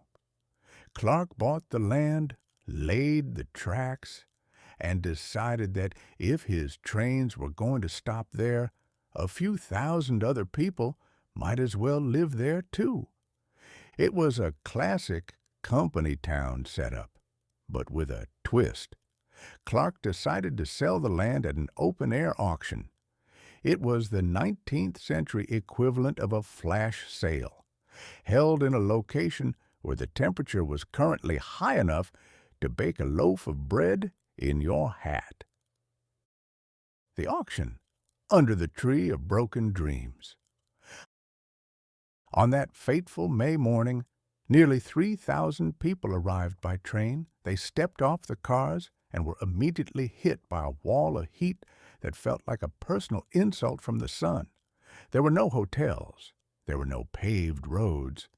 There was only a tent city known as McWilliamstown and a vast, dusty grid that Clark's engineers had laid out in the sand. The auctioneer stood under a mesquite tree near the corner of what is now Fremont and Main Street. He didn't have much to work with. He was essentially selling potential, which is a polite word for nothing that exists yet. "Gentlemen," he might have shouted, his voice cracking from the dust, "you are not buying sand. You are buying the future. You are buying the gateway to the West. You are buying a lot that will one day be worth its weight in gold, provided you can find someone crazier than you to buy it next year." The bidding was fast and furious. People were buying lots for $300, $500, even $1,000. For context, in 1905, $1,000 could buy you a very nice house in a place that actually had oxygen and trees. But the Vegas fever had taken hold. By the time the sun went down, 110 acres had been sold for a total of $265,000. A tale of two cities, 1905 versus the future. To appreciate the sheer absurdity of this auction, one must compare the inventory of that day with the neon-soaked mirage we know today. Feature: Las Vegas, May 15, 1905. Las Vegas, the modern era. Primary industry: shoveling coal into steam engines, shoveling money into slot machines. Main attraction: a mesquite tree that provided shade, a 1,149-foot tower that provides vertigo. Dress code: wool suits and sweat-soaked bowlers, sequins, flip-flops, and bad decisions. Water source: underground springs, free. Bottled water, $9 at the minibar. Risk factor: dying of thirst or a rattlesnake bite, dying of shame after a 4 a.m. wedding. The speculator's delusion. Who were these people buying dirt in the desert? They were a mix of railroad workers, small-time businessmen, and speculators. A class of people who believe that the laws of geography do not apply to them if they have a sufficiently shiny map. One man bought a lot on Fremont Street with the intention of opening a grocery store. Another bought a lot to open a bank. They were all convinced that Las Vegas was going to be the Chicago of the West. They didn't realize that for the next 20 years, the town's primary export would be heat, and its primary import would be people. who had nowhere else to go. It is a profound testament to the American spirit that we can look at a patch of rattlesnake-infested dust and see a metropolis. It is the same spirit that drove men to the Klondike for gold and drove Einstein to look at a clock and see a fourth dimension. It is a refusal to accept the world as it is. In 1905, the world as it was involved a lot of dust. Las Vegas was a watering hole for locomotives, a necessary grimy pit stop where men with soot on their faces wiped their brows and wondered if the wind would ever stop blowing. The long game. Of course, the people at the auction in 1905 had no idea what they were actually building. They thought they were building a railroad town. They didn't know that decades later, the government would build a giant dam nearby. Hoover. The state would legalize gambling as a desperate tax measure, and the desert would eventually be conquered by the miracle of air conditioning. A technology that allows humans to live in places where God clearly intended for only rocks to exist. If you had told a buyer in 1905 that his $500 lot would one day be the site of a billion-dollar glass pyramid or a fountain that dances to the music of Frank Sinatra, he would have had you committed to an asylum. In 1905, Las Vegas was an honest town. It was a place where you worked hard, drank lukewarm water, and hoped the train didn't leave without you. It was the birth of a city built on the most American of foundations, the auction. We didn't build it because it was a good idea. We built it because someone was selling it, and we couldn't resist a bargain. The moral of the sand. As the sun set on May 15, 1905, the buyers folded their deeds and went to sleep in their tents. The trains hissed in the background, and the mesquite tree stood silent guard over the new grid. The auction proved that in the 20th century, place was no longer a matter of soil or climate. It was a matter of will. If you put enough money in one spot and run enough tracks to it, you can make the desert bloom. Or at least, you can make it profitable. And so, Las Vegas began its journey from a railroad stop to a watering hole for people who are bad at subtraction, as I like to call it. It was the start of the Great Western Mirage, where the only thing more certain than the heat was the fact that the house always wins, even when the house is just a tent in the sand. Chapter 11. The First Nickelodeon, or the Birth of the Sticky Floor Era. While the high-minded theorists in Switzerland were bending time, and the diplomats in New Hampshire were carving up the map, a much more insidious revolution was taking place in a converted storefront in Pittsburgh, Pennsylvania. In June of 1905, two gentlemen by the names of John P. Harris and Harry Davis decided that what the American public really needed wasn't more divine right or universal energy, but a way to sit in the dark for 10 minutes and watch a man sneeze for the price of a small coin. They called it the Nickelodeon. The name was a marriage of the price of admission, a nickel, and the Greek word Odeon, which refers to a theater. It was a bit like naming a modern establishment the Dollar General Parthenon. But in 1905, it sounded sophisticated enough to fool the neighbors. Up until this point, the theater was an affair that required a certain level of commitment. You had to put on a tie that strangled your soul, sit through 3 hours of a man in tights shouting about his dead father in Denmark, and pretend to be moved by the subtle nuances of a flute solo. It was expensive, it was long, and it was primarily a way for the wealthy to prove they could stay awake in public. Harris and Davis looked at the grimy, soot-covered masses of Pittsburgh and realized that these people didn't want Shakespeare. They wanted a distraction that was cheap enough to afford on a steelworker's wage and short enough to fit between shifts at the mill. The grand transformation from flour to flicks. The first Nickelodeon was not a palace.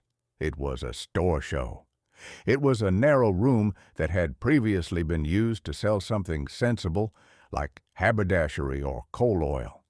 They cleared out the counters, threw in 96 wooden chairs, the kind that ensure your posture remains as rigid as a Victorian moral code, and hung a white sheet at the far end of the room. Behind a small partition sat a hand-cranked projector that hummed like a hive of angry bees and smelled of hot oil and impending ozone. Outside they put up a garish sign and a barker, a man whose primary qualification was the ability to shout over the sound of passing streetcars. For 5 cents, you didn't get a 3-act play. You got the program. This usually consisted of several short films, each lasting about 3 minutes. The flicker, as they were called, because the light on the screen pulsated with the rhythm of a dying heart, might show a train coming toward the camera, a baby eating porridge, or a man having a disagreement with a garden hose. It was the birth of visual opium. It was the first time in human history that we decided it was better to watch a recorded version of a boring event than to participate in an actual one. The content. TikTok for people with horses. The cinema of 1905 was a primitive beast. There were no close-ups, no fast cuts, and certainly no CGI. If you wanted to see an explosion, you had to actually blow something up and hope the cameraman didn't run away. The blockbuster of the era was The Great Train Robbery, a 12-minute epic filmed in 1903 that was still playing to packed houses in 1905.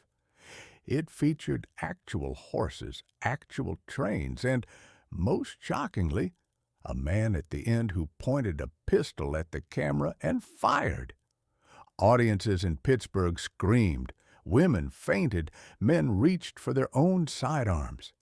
It was the virtual reality of its day. People were so unaccustomed to the moving image that they truly believed the man on the sheet was going to shoot them in their wooden chairs. It was a wonderful time to be an entertainer. You didn't have to be good. You just had to be moving. The democratization of the dark. The Nickelodeon was the ultimate social leveler. In a world where the Russian Tsar was being told he was a commoner and Einstein was saying everyone's perspective was valid, the Nickelodeon proved that everyone's 5 cents was the same color. Inside that dark room, the distinctions of the outside world vanished. You had Italian immigrants who couldn't speak a word of English sitting next to bank clerks, both of them laughing at the same slapstick comedy. You didn't need to understand the language to understand a man falling into a tub of laundry. It was the first universal language since the Tower of Babel, and it was spoken in the dialect of people falling down. It was also the first time that the youth had a place to hide. The Nickelodeon was dark, it was unsupervised, and it cost a nickel. For the teenagers of 1905, it was the greatest invention since the invention of the no from their parents. Naturally, the moral guardians of the era were horrified. They called the Nickelodeon a cesspool of iniquity and a school for crime. They claimed that sitting in the dark, watching moving pictures, would lead to the total collapse of the American family. They were right, of course, but it turned out the American family was quite happy to collapse as long as there was a comedy short to watch while it happened. The birth of the sticky floor. With the Nickelodeon, we see the first inklings of the theater experience we know today. Because the shows ran continuously, people would just wander in and stay as long as they liked. This meant the floors quickly became a repository for peanut shells, tobacco juice, and the general detritus of 100 people who hadn't bathed since the previous Sunday. It was the sticky floor era. The Nickelodeon didn't care about your comfort, it cared about your nickel. They didn't have popcorn yet. That was a later, more sophisticated form of biological warfare. But they had the piano player. The piano player was a local musician who was paid a pittance to provide emotional context for the silent images. If the film showed a romance, he played a waltz. If it showed a chase, he played like a man fleeing a forest fire. If the film broke, which it did on average every 8 minutes, the piano player had to keep playing while the projectionist frantically tried to tape the film back together without setting the building on fire. The death of the stage. By the end of 1905, there were hundreds of Nickelodeons popping up in every city in America. The vaudeville stars and the legitimate actors began to realize that their days were numbered. Why would a man pay $1 to see a mediocre actor on a stage when he could pay a nickel to see the greatest actor in the world on a sheet? The scale of human entertainment had changed. We had moved from live to Memorex. We had traded the presence of a human being for the convenience of a shadow. In a way, the Nickelodeon was the most Einsteinian invention of the year. It proved that space and time are indeed flexible. In that dark room in Pittsburgh, you could travel to the moon, rob a train in the West, or watch a parade in Paris, all without moving an inch from your wooden chair. You were a time traveler for 5 cents. The final verdict. The first Nickelodeon in Pittsburgh was a success beyond Harris and Davis's wildest dreams. It took in nearly $100 on its first day. That's 2,000 nickels. For those of you who aren't in the Rotary Club and don't have an accountant handy. It was the start of the movie business, an industry that would eventually become the primary export of the United States, replacing wheat and steel with dreams and sequels. It all started with a dirty sheet and a man sneezing. As the lights came up in Pittsburgh and the audience blinked in the sunlight, they didn't know they were the first casualties of a new world order. They just knew that for 5 cents, they had been somewhere else. And as 1905 marched on, being somewhere else was becoming the most popular hobby in the world. Chapter 12. Ty Cobb and the Peaches Pit, or How to Win at Baseball While Being Actively Loathed. If the year 1905 had a specific flavor, it was a mixture of ozone from Einstein's light beams, coal dust from Pittsburgh's Nickelodeons, and the metallic tang of blood on a baseball diamond. While the rest of the world was busy negotiating treaties and inventing modern physics, the American pastime was undergoing its own metamorphosis, from a relatively gentlemanly game of rounders into a psychological blood sport. And the man holding the scalpel was a 19-year-old from Georgia named Tyrus Raymond Cobb. In August of 1905, the Detroit Tigers were a middling team in search of a spark. What they got was a forest fire with a southern accent.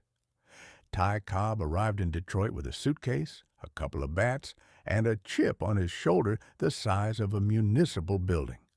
He was called the Georgia Peach, a nickname that suggests something soft, sweet, and delightful on a summer afternoon. In reality, Cobb had all the sweetness of a copperhead snake and the sunny disposition of a man who has just realized his life savings were invested in Russian naval bonds. The deadball era, a game for scoundrels. To understand Cobb, you must understand the game as it existed in 1905. This was the deadball era, a time when the baseball itself was a dark, lumpy object that had likely been in place since the McKinley administration. It was stained with tobacco juice, scarred by fingernails, and occasionally marinated in mud to make it harder to see. Pitchers were allowed to do things to the ball that would today lead to a congressional inquiry. The players were not the pampered millionaires of the modern age. They were a collection of rough-edged laborers, farmhands, and men who were one bad season away from a lifetime of shoveling coal. They were mean, they were dirty, and they viewed rookies with the same enthusiasm a wolf views a sheep with a limp. The hazing, building a monster. When Cobb walked into the Tigers clubhouse, he was a teenager in a room full of grizzled veterans who didn't like his fancy clothes or his educated way of speaking. They decided to give him the traditional welcome. They sawed his favorite bats in half, hid his clothes, and refused to speak to him during meals. In a sensible world, a young man might have laughed it off, or perhaps bought the veterans a round of drinks to smooth things over. But Ty Cobb did not possess a smooth-over setting. He fought back. He fought the pitchers, he fought his teammates, and on several occasions he probably fought the furniture just to keep his reflexes sharp. The hazing didn't break Cobb. It merely crystallized his belief that the entire world was a conspiracy designed to keep him from reaching second base. He became a loner, a man who practiced sliding into bags until his legs were a map of raw skin and strawberry-colored bruises. He didn't want to be liked. He wanted to be feared. He realized that if you could make a third baseman's hand shake by merely looking at him, you had a much better chance of reaching third. The debut, Einstein with a bat. On August 30th, 1905, Cobb stepped into the batter's box for his first major league game. Facing him was Jack Chesbro, a man who had won 41 games the previous year and was widely considered to have a spitball that could defy the laws of gravity. Cobb, with the audacity of a man who hasn't been told he's supposed to be intimidated, doubled on the first pitch he saw. It was a statement. He wasn't there to learn. He was there to colonize. Cobb approached baseball with a scientific intensity that would have made Einstein nod in approval. He studied the wind, the grass, and the specific psychological weaknesses of every fielder. He realized that baseball was a game of inches, but it was also a game of nerves. If he could create enough chaos on the base paths, the other team would eventually beat themselves. The art of the spikes high slide. Cobb's signature move was the slide. But he didn't slide to avoid a tag. He slid to perform an amateur surgical procedure on whoever was holding the ball. He famously sharpened his spikes with a file in full view of the opposing dugout before a game. It was a form of psychological warfare. He was telling the second baseman, "I am coming for you, and I do not care if you have a family." He played the game like a man who was trying to settle a blood feud. He stole home with the frequency of a kleptomaniac in a jewelry store. He bunted for hits. He took extra bases on fly balls that should have been routine, and he generally made life miserable for anyone wearing a different colored shirt. By the end of the 1905 season, it was clear that a new era had begun. Baseball had found its first true villain, a man who was so talented you had to watch him, and so unpleasant you wanted to throw a brick at him.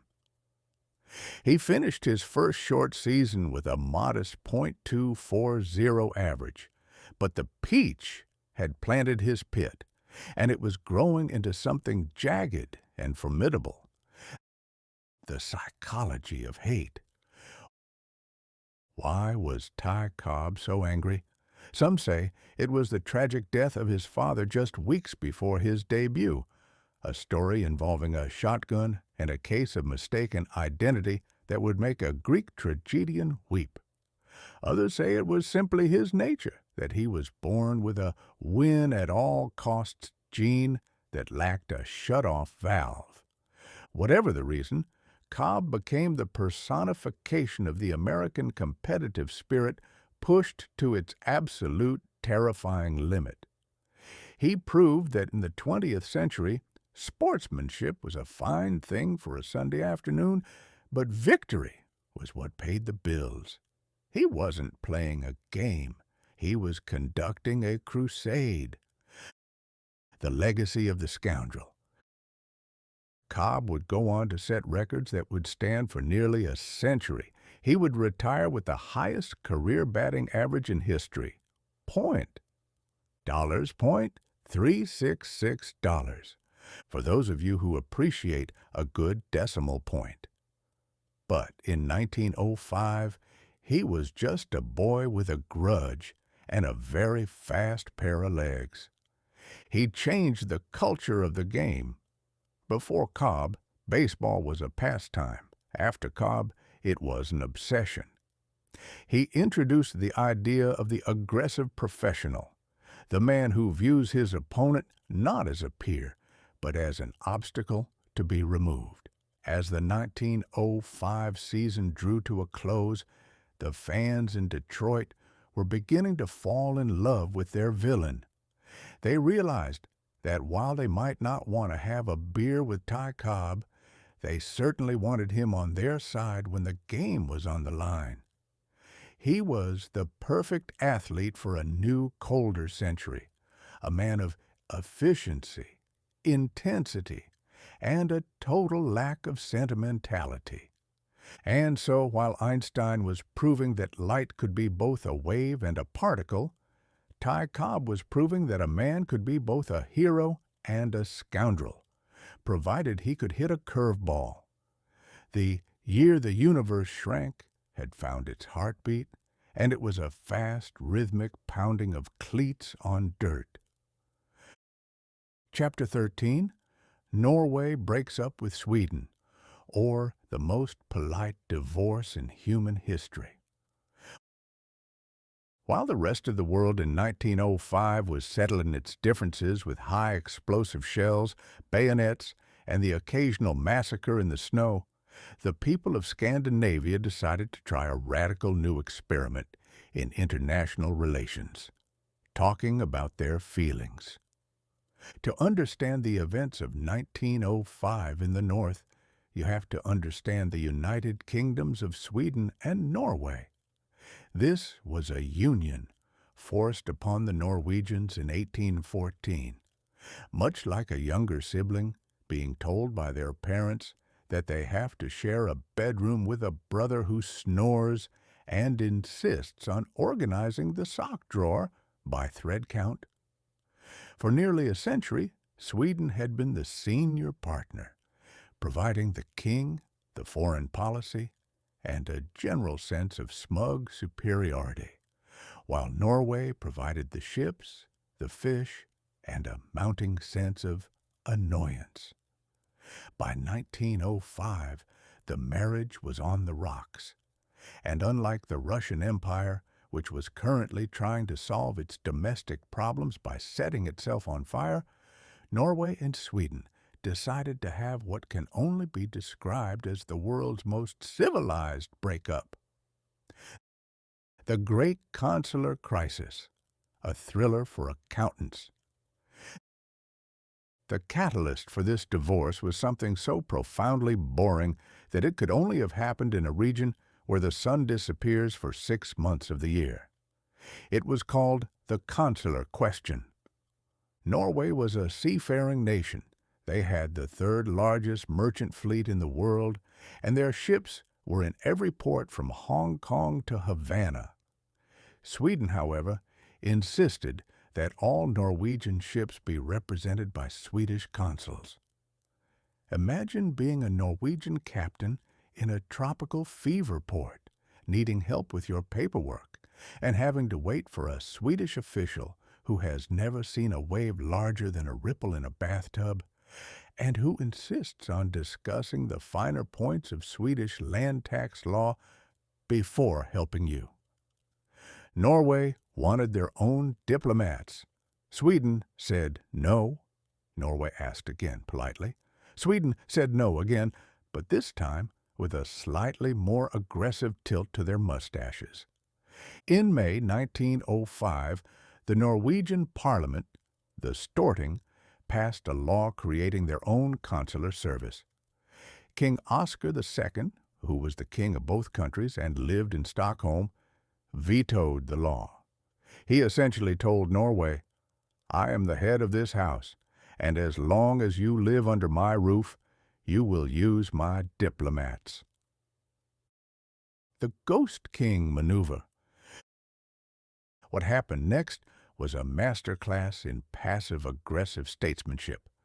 On June 7th, 1905, the Norwegian Parliament declared that since the king had vetoed a law passed by a unanimous parliament, he had effectively ceased to function as the King of Norway. It was a brilliant bit of Nordic logic. The king is the king because he forms a government. The king cannot form a government because no Norwegian will serve him. Therefore, the king no longer exists in Norway. They didn't storm a palace. They didn't behead anyone. They simply looked at the empty chair where the king was supposed to be and said, "Well, since there's nobody here, I suppose we're in charge now. Should we have some coffee?" The Swedish reaction, a very long sigh. In any other part of the world, this would have been the cue for the tanks to roll and the cannons to roar. The Swedish public was understandably a bit miffed. There was talk of honor and national integrity. The Swedish army was mobilized. The Norwegian army, mostly consisting of men on skis with a very high tolerance for cold, moved to the border. But King Oscar II was an old man. He was a poet, a scholar, and a man who genuinely disliked the idea of spilling Scandinavian blood over a disagreement about who gets to stamp a passport in Singapore.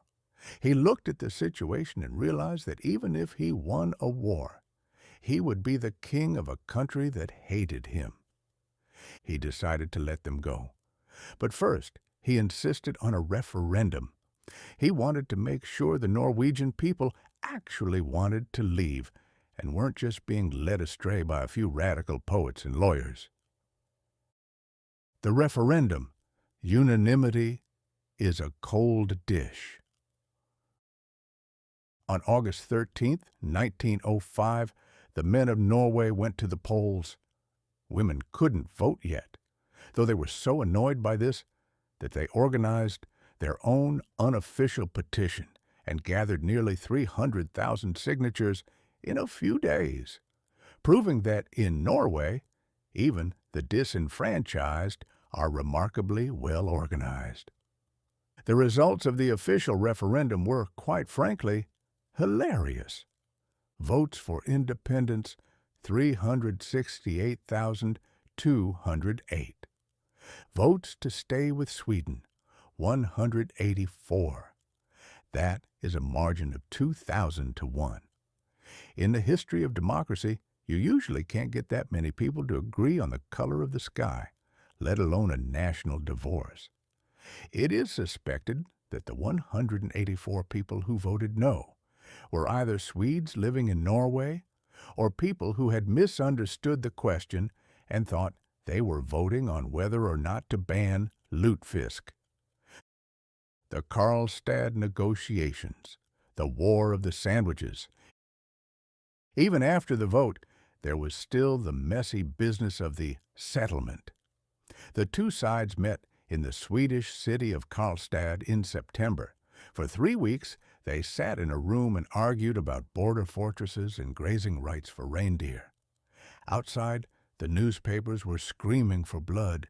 Inside, the negotiators were drinking prodigious amounts of coffee and eating open-faced sandwiches. At one point, the tension got so high that someone almost raised their voice. It was a harrowing time for everyone involved. Ultimately, they reached an agreement. Sweden would recognize Norway as an independent nation, and Norway would dismantle its border fortresses. It was a neutral zone agreement that basically said, "We'll stay on our side of the fence, you stay on yours, and we'll both pretend that 1814 never happened." Wanted king must be polite. No experience necessary. Norway was now a country without a king, and in 1905, being a republic was still considered a bit experimental and French. The Norwegians decided they wanted a monarchy, but they had a slight problem. They didn't have any royalty of their own. They had spent the last several centuries being ruled by Danes or Swedes. They went shopping for a king. They looked around Europe like someone browsing a catalog for a reliable used car. They eventually settled on Prince Karl of Denmark. Karl was a sensible man. He told the Norwegians, "I'll be your king, but only if you vote for me first. I don't want to show up and find out I'm not wanted." Another referendum was held. Karl won in a landslide, and he moved to Oslo, changed his name to Håkon VII, and named his son Olav. He became the first king of a fully independent Norway in 586 years. The moral of the Nordic model, the 1905 breakup, remains one of the most beautiful anomalies in history. It proved that empires don't always have to end in a big bang of violence. Sometimes they can end in a small whimper of mutual agreement. While the rest of Europe was building dreadnoughts and forming secret alliances that would eventually lead to the charnel house of 1914, Norway and Sweden showed that you can preserve your dignity without losing your life. They traded a greater Sweden for a better Scandinavia. Today, the relationship between the two countries is defined by a friendly rivalry that mostly involves cross-country skiing and making fun of each other's accents. Sweden went on to invent flat-pack furniture and meatballs, while Norway found enough oil in the North Sea to buy everyone in the country a golden snow shovel. But it all started in 1905, when they decided that the fourth dimension of time was too precious to waste on a war that nobody wanted. It was the year Norway moved out of the shared bedroom, got its own apartment, and finally started its own consular service. And as Einstein might have noted, from Norway's perspective, the world didn't just shrink, it finally opened up. Chapter 14. The Persian Constitutional Revolution, or How a Sugar Cube Toppled a Dynasty. While the Norwegians were pioneering the conscious uncoupling and Einstein was busy folding the universe into a pocket square, the Middle East was having its own Annus Mirabilis, though theirs involved significantly more shouting, several thousand bowls of rice, and a very expensive sugar cube. In 1905, Persia, the land we now call Iran, was ruled by the Qajar dynasty, a group of monarchs who possessed a truly remarkable talent for treating a sovereign nation like a personal garage sale. The man wearing the crown at the time was Mozaffar ad-Din Shah. He was, by all accounts, a man of gentle temperament, chronic ill health, and a financial strategy that consisted entirely of asking European banks for loans so he could visit French spas and buy expensive clocks. The Shah didn't just spend the money he had. He spent the money his great-grandchildren hadn't even earned yet. To fund his lifestyle, he sold concessions, exclusive rights to the country's tobacco, minerals, and customs, to the British and the Russians. It was a bit like a homeowner selling the rights to his kitchen to the neighbor and the rights to his bathroom to the mailman, then wondering why it was so difficult to make a sandwich in peace. The Great Game's pawn. To understand the Persia of 1905, you have to understand its geography. It was stuck between the British Lion in the south, anxious to protect the route to India, and the Russian Bear in the north, anxious for a warm water port and a place to put more bears. These two empires played what they called the Great Game, a geopolitical chess match, where the board was a country and the pieces were people who just wanted to be left alone. By 1905, the Persians were feeling less like a sovereign people and more like a collection of assets being bartered in a London smoke-room. The economy was in shambles. The price of basic goods was skyrocketing, and the Shah was in Europe again, probably looking at a very nice collection of fountain pens. The sweet taste of rebellion, the spark that finally blew the lid off the Persian pressure cooker, wasn't a grand ideological debate about the Enlightenment. It was a dispute over the price of sugar. In December 1905, the governor of Tehran, a man whose approach to economics was as subtle as a kick to the shins, decided to tackle inflation by publicly flogging several prominent sugar merchants. He accused them of hoarding and price gouging.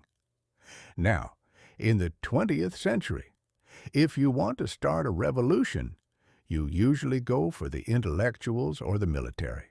But in Persia, if you want to get things moving, you talk to the bazaris, the merchants, and the ulama, the clergy. These two groups were the backbone of society, and they were united by a common realization. They were tired of being beaten by a government that couldn't even pay its own rent. The flogging of the merchants was a spectacular failure of public relations. It suggested that the Qajars had moved from neglectful to actively annoying. In response, the merchants closed the great bazaar, and the clergy sought sanctuary, a Persian tradition known as Bast. The great picnic protest, the Bast. Bast is a fascinating concept. It's the idea that certain holy or official places are sacred ground where the government cannot touch you. It's like a safe zone in a game of tag, but with higher stakes and more tea. The protesters first fled to a mosque, but the Shah's men eventually cleared them out. So, they did something truly inspired. They took Bast in the gardens of the British legation. Imagine, if you will, the scene in the summer of 1906, the revolution having simmered through 1905. Nearly 14,000 people, merchants, students, clerics, and laborers, camped out on the lawn of the British diplomats. They set up tents, organized communal kitchens, and turned the British compound into a miniature city of dissent. It was the world's first Occupy movement, but with significantly better catering. They spent their days discussing the concept of a constitution, a word many of them didn't quite understand, but which sounded like a magical spell that would prevent the Shah from spending their tax money in Paris. "What is this mashrutiyat, constitution?" one merchant allegedly asked. "It is a thing," the intellectual replied, "that makes the Shah ask us before he buys another clock." "Splendid," said the merchant. "I'll take two." The Majlis, a Middle Eastern first. The Shah, who was now genuinely dying and probably realized he couldn't take his clocks with him, finally gave in. On August 5, 1906, he signed a decree creating the Majlis, the first parliament in the Middle East. He also agreed to a constitution that limited his own power. It was a staggering achievement. In a region where absolute rule was considered as natural as the sunrise, the Persian people had managed to build a fence around the throne using nothing but a sugar-related grievance and a very long sit-in on a British lawn. The tragedy of the aftermath. Of course, this is history, and history rarely has a clean, happily ever after, unless you're a Norwegian king. Mozaffar ad-Din Shah died just days after signing the Constitution. His son, Muhammad Ali Shah, was a man who viewed constitutionalism with the same fondness a wolf views a muzzle. He spent the next few years trying to blow up the Parliament building with Russian-led Cossacks, which, to be fair, is a very direct form of political feedback. The Persian Revolution of 1905 to 1906 didn't solve all of Persia's problems. Britain and Russia would soon sign a treaty in 1907 that essentially divided the country into spheres of influence without even bothering to invite a Persian to the meeting. But the bell had been rung. The idea that a people had the right to participate in their own government had taken root in the dry soil of the plateau. 1905 had proven that from the snowy streets of St. Petersburg to the sun-drenched gardens of Tehran, the era of the unchecked monarch was drawing to a close. The universe was shrinking, yes, but the voice of the common man was getting much, much louder. Chapter 15. The Cullinan Diamond, or Why the British Post Office is the World's Best Bodyguard. By the middle of 1905, the universe was feeling particularly crowded. Einstein had stuffed the infinite into a small equation, and the Russian Navy had stuffed their entire fleet into the bottom of the Pacific. It seemed only fitting, then, that the Earth itself should decide to cough up something so large, so unnecessarily shiny, and so heavy that it made every other piece of jewelry on the planet look like a grain of salt. On January 26, 1905, in the Premier No. 2 mine near Pretoria, South Africa, a man named Frederick Wells was performing his daily rounds. Wells was the surface manager, a job that usually involved making sure the miners weren't stealing the equipment and that the dirt was being moved from hole A to pile B with reasonable efficiency. As the sun began to set, Wells spotted a reflection on the wall of the mine, about 18 feet below the surface. At first, he assumed he was being pranked. In the mining world of 1905, planting a large piece of glass to watch your supervisor lose his mind was considered the height of comedic sophistication. Wells climbed down, pulled out his pocket knife, and pried the object out of the mud. It was not glass. It was a diamond the size of a human heart, weighing in at 3,106 carats. To put that in perspective, if you were to drop the Cullinan diamond into a glass of water, you wouldn't have a drink, you'd have a displacement crisis. It weighed about 1.37 pounds, roughly the same as a large loaf of bread, though significantly less delicious and much harder on the teeth. The problem of possession.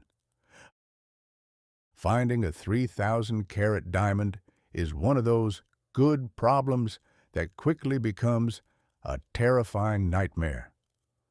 The moment Wells handed the stone to the mine owner, Thomas Cullinan, the clock started ticking. You cannot simply put a rock worth several national budgets into your pocket and walk home. In 1905, South Africa was a place where security was a polite word for a man with a very loud gun. The news of the discovery spread faster than a rumor at a church social. Every thief, pirate, and enterprising scoundrel from Cape Town to Cairo suddenly developed a keen interest in geology. The insurance companies, when approached to cover the transit of the diamond to England, essentially laughed until they cried. There wasn't enough money in the world to insure a rock that could buy a small country. Thomas Cullinan was faced with a dilemma. How do you get the world's most tempting target across 6,000 miles of ocean without it being stolen by the very people you hire to protect it? The Great Postal Ruse. This is where the year 1905 proves that intelligence isn't just for patent clerks. The authorities decided to engage in a bit of psychological warfare that would have made the Japanese Admiral Togo proud. They announced, with a great deal of fanfare and a suspiciously large number of trumpets, that the Cullinan diamond would be transported to London aboard a heavily armored steamship. They put a decoy stone, a piece of cut glass, inside a massive reinforced safe. They hired armed guards to stand over the safe 24 hours a day. They let the press take photos of the safe being loaded onto the ship. Naturally, every professional thief in the Atlantic followed that ship. They hovered in the shadows of the docks, planning daring mid-sea heists and dreaming of a retirement spent on a private island. Meanwhile, back in South Africa, a clerk at the local post office was handed a plain, unassuming cardboard box wrapped in brown paper and tied with a bit of string. It was addressed to London. It was sent via registered mail. The cost was 3 shillings, the price of a decent lunch. Inside that box, rattling around like a loose marble, was the real Cullinan diamond, the most valuable object ever pulled from the earth, spent several weeks tossing about in a mailbag, nestled between a letter from a grandmother in Durban and a catalog for improved steam-powered bootjacks. It is the ultimate testament to the invisible hand of the British Empire. Even the pirates didn't think the post office was that bold. The diamond arrived in London without a scratch, having enjoyed a journey that was remarkably boring, which is exactly how you want your multi-billion-dollar deliveries to be. The King's birthday present. The diamond was presented to King Edward VII, affectionately known as Bertie, as a 66th birthday gift from the Transvaal colony government. It was intended as a gesture of healing after the Boer War, which is a bit like punching someone in the face and then giving them a very expensive Band-Aid. Edward looked at the giant uncut lump of carbon and realized he couldn't exactly wear it on his head as it was. It looked like a very expensive doorstop. He needed someone to cut it. And in 1905, cutting a diamond wasn't something you did with a laser or a computer. You did it with a hammer a chisel, and a tremendous amount of prayer. The Asher Incident, a fainting spell for the ages. The task fell to Joseph Asher, the head of the Asher Diamond Company in Amsterdam. Asher was the Einstein of the jewelry world, a man who could look at the internal grain of a stone and see the fourth dimension of its beauty.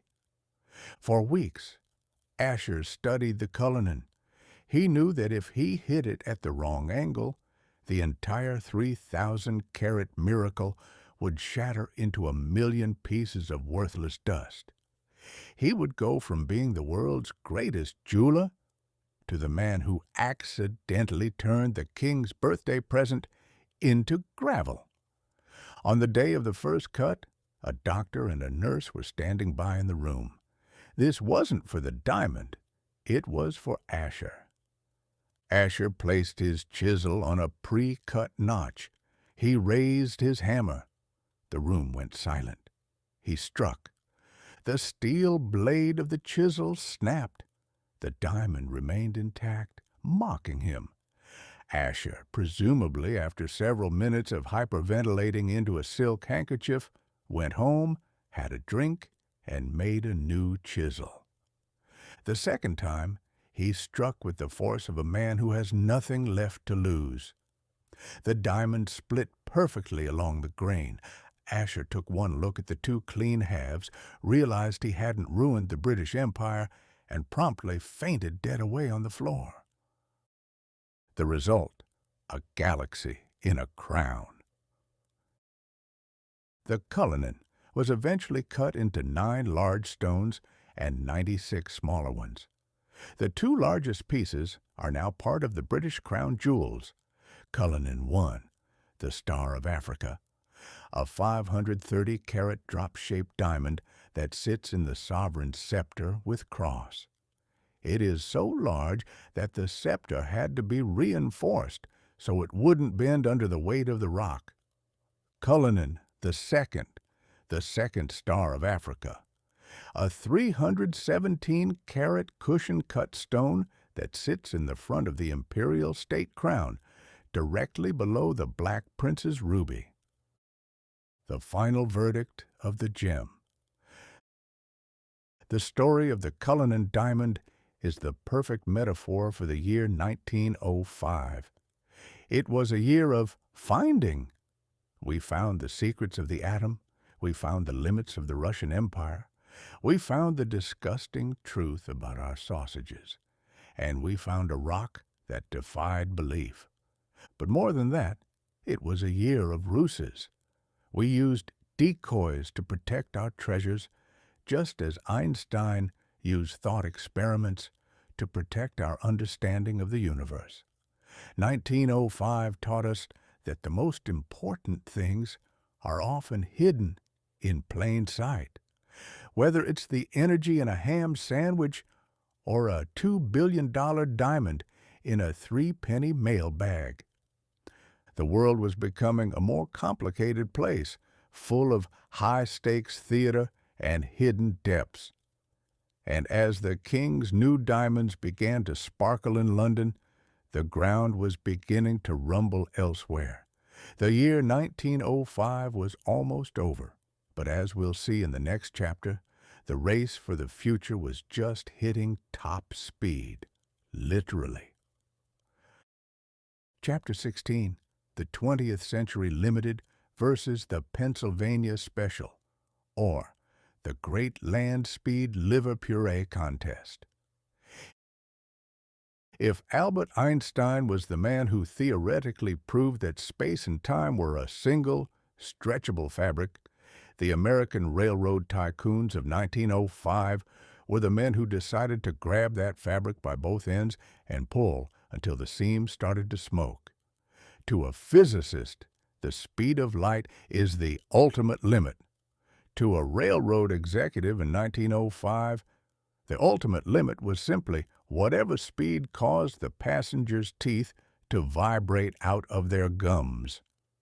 By June of 1905, The rivalry between the New York Central and the Pennsylvania Railroad had moved past the realm of healthy competition and into the realm of a blood feud. They were fighting for the most lucrative prize in the country, the business traveler going between New York and Chicago. Before 1905, the trip took about 20 hours, a leisurely pace that allowed a man to read a long novel, contemplate his sins, and perhaps enjoy a three-course meal without having to worry about his fork being driven into his sinus cavity by a sudden curve in the tracks. But the 20th century was the century of the now. We didn't want to contemplatively arrive. We wanted to be there yesterday, and we wanted to look magnificent while doing it. The combatants, two steely Goliaths. In one corner, we had the New York Central's 20th Century Limited. This was not just a train. It was a rolling palace of mahogany and velvet. It was the train that gave us the red carpet treatment, literally. They would roll out a crimson rug at Grand Central Terminal so the passengers wouldn't have to touch the common, unwashed pavement of New York. It was the preferred transport of the elite, the kind of train where the conductor spoke 3 languages and the porter probably had a degree in philosophy. In the other corner sat the Pennsylvania Railroad's Pennsylvania Special, later renamed the Broadway Limited. If the New York Central was a silk-gloved aristocrat, the Pennsylvania was a bare-knuckled prize-fighter. They had a shorter, straighter route, but it involved going over the Allegheny Mountains, a feat of engineering that required the locomotives to possess the lung capacity of a blue whale and the stubbornness of a mule. The 18-hour challenge. In June 1905, both railroads announced they were cutting their New York to Chicago time to 18 hours. This was a radical reduction to achieve an average speed of nearly 60 miles per hour over a distance of nearly 900 miles, including stops for coal, water, and the occasional confused cow on the tracks, meant that for large stretches of the journey, these trains had to travel at speeds that were, frankly, terrifying. We must remember that these were steam locomotives.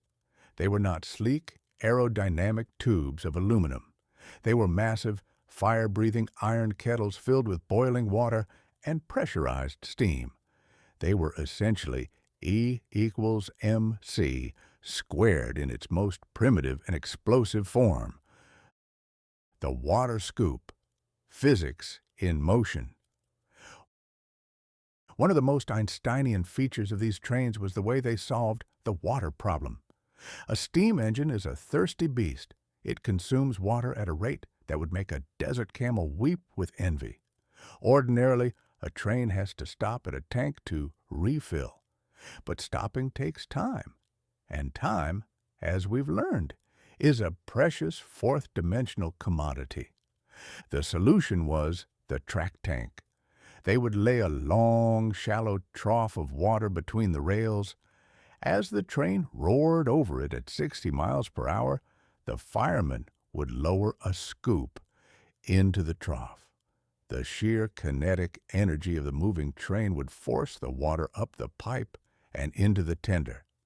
It was a miracle of fluid dynamics, provided the scoop didn't hit a stray rock or a particularly sturdy fish, in which case the train became a very expensive, very fast-moving fountain that drenched everyone in the first 3 cars. The record-breaking madness of June 12th. The race reached its peak on June 12, 1905. The Pennsylvania Special was running late near Ada, Ohio. The engineer, a man named Jerry McCarthy, realized that if he didn't make up time, his reputation and that of the entire Pennsylvania Railroad would be mud. He opened the throttle. He didn't just open it. He invited the locomotive to consider the possibility that it was a rocket. Over a 3-mile stretch, the train hit a clocked speed of 127.06 miles per hour. Now, you have to visualize this. You are in a wooden frame Pullman car sitting on a plush velvet seat, perhaps trying to enjoy a glass of sherry.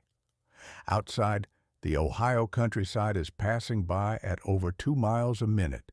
The pistons are hammering with a violence that suggests the engine is trying to tear itself apart. The noise is a Wagnerian opera of shrieking metal and thundering coal. At 127 miles per hour, you aren't just traveling. You're flirting with the great beyond. It was the fastest anything had ever traveled on land. It was the moment the 19th century's concept of distance officially died.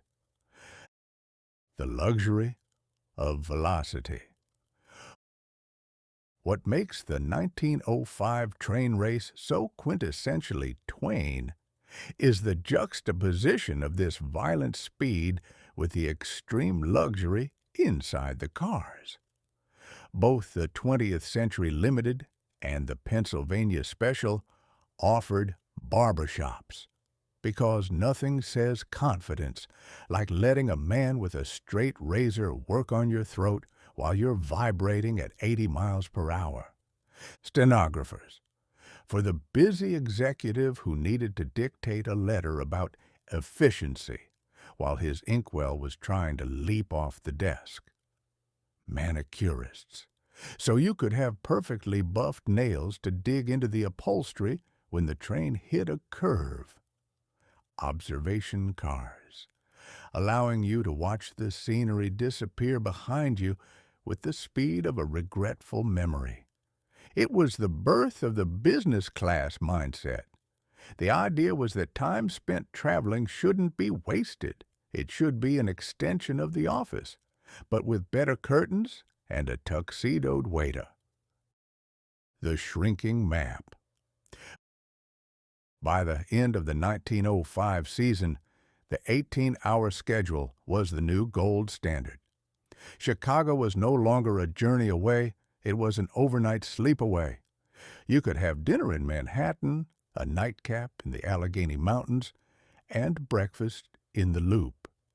Einstein had said that as you go faster, lengths contract. He was right. To the American businessman of 1905, the United States had suddenly contracted. The vast, sprawling continent of the pioneers was being ironed out by the sheer weight of the steam engine. The West was no longer a frontier, it was just a destination on a timetable. The moral of the Iron Horse. Of course, this obsession with speed came at a cost. There were wrecks, spectacular fiery tangles of iron and wood that reminded everyone that while math is perfect, a rail joint in a rainstorm is not. But the public didn't care. They had tasted the forbidden fruit of velocity, and they weren't going back. The great train race of 1905 was the swan song of the age of steam. Within a few decades, the diesel and the airplane would take over, and the 127 miles per hour record would seem quaint. But for one glorious year, the 20th Century Limited and the Pennsylvania Special were the fastest things in the universe, excluding, of course, the speed of light and the speed with which a Russian admiral can lose a fleet. As the year 1905 drew to its close, the human race was standing on a very fast-moving platform. We were looking forward to a century of even greater speeds, even shorter distances, and even more impressive rugs. We had mastered the rails, we had mastered the atom, and we had mastered the art of receiving a haircut at a significant fraction of the speed of sound. Chapter 17. The founding of the IWW, or the professionalization of the angry song. If the previous chapters have taught us anything, it is that 1905 was a year of profound organization. In Switzerland, Einstein organized the universe. In Portsmouth, Roosevelt organized a peace. In Chicago, a group of businessmen organized their lunch. It was only a matter of time before the people who actually built the trains, mined the coal, and processed the rat-filled meat decided that they, too, would like to organize something, preferably something that involved fewer lunch fees and significantly more shouting. In June 1905, while the 20th Century Limited was busy blurring the landscape at 127 miles per hour, a very different kind of engine was being assembled in a smoky room in Chicago known as Brands Hall. They called it the Industrial Workers of the World, or the IWW. But to history, they are known by a name that sounds like a dessert gone wrong, the Wobblies. The Continental Congress of the Working Class. The meeting was billed as the Continental Congress of the Working Class, a title that possessed a certain Jeffersonian dignity, though the attendees were considerably more likely to have soot under their fingernails than the Founding Fathers. There were 203 delegates representing everything from the Western Federation of Miners to the United Metal Workers. The goal was radical, simple, and, to the average American businessman of 1905, absolutely terrifying. One big union. Up until this point, labor unions had been craft unions. This meant that the men who laid the bricks didn't talk to the men who hauled the mortar, and the men who drove the trains didn't care if the men who shoveled the coal were being paid in buttons and soup bones. It was a fragmented system that allowed the robber barons to pick off the workers one trade at a time, like a wolf picnicking on a herd of sheep that had forgotten how to stand in a circle. The IWW wanted to do away with the aristocracy of labor. They believed that a janitor in a textile mill had more in common with a diamond miner in South Africa than he did with his own boss. They wanted to fold every worker on the planet into a single, massive, unstoppable fist. The cast of characters, a rogues gallery of saints. To lead such a movement, you couldn't just have a man in a sensible suit. You needed a cast of characters who looked like they had been rejected from a Dickens novel for being too on the nose. Big Bill Haywood, the man who opened the convention by slamming a piece of wood onto a table and shouting, "Fellow workers!" Haywood was a giant of a man with one eye and a voice that could shake the soot off a chimney. He looked like he had been carved out of a piece of stubborn oak and then finished with a coat of revolutionary fervor. Mother Jones, a woman who was 80-odd years old and possessed the energy of a swarm of angry hornets. She was famously described as the most dangerous woman in America, mostly because she had a habit of leading marches of grimy children into the front yards of billionaires to ask why they were working 12 hours a day in a coal mine instead of playing with hoops and sticks. Eugene V. Debs, the silver-tongued socialist who could make a speech about the means of production sound like a romantic poem. Debs was the soul of the movement, the man who provided the ideological E=mc² to Big Bill's raw kinetic energy. The Wobbly Mystery. Where did the name Wobbly come from? In 1905, if you asked a member, they might give you 3 different stories, each more improbable than the last. The most popular legend involves a Chinese restaurant owner in Seattle who supported the union.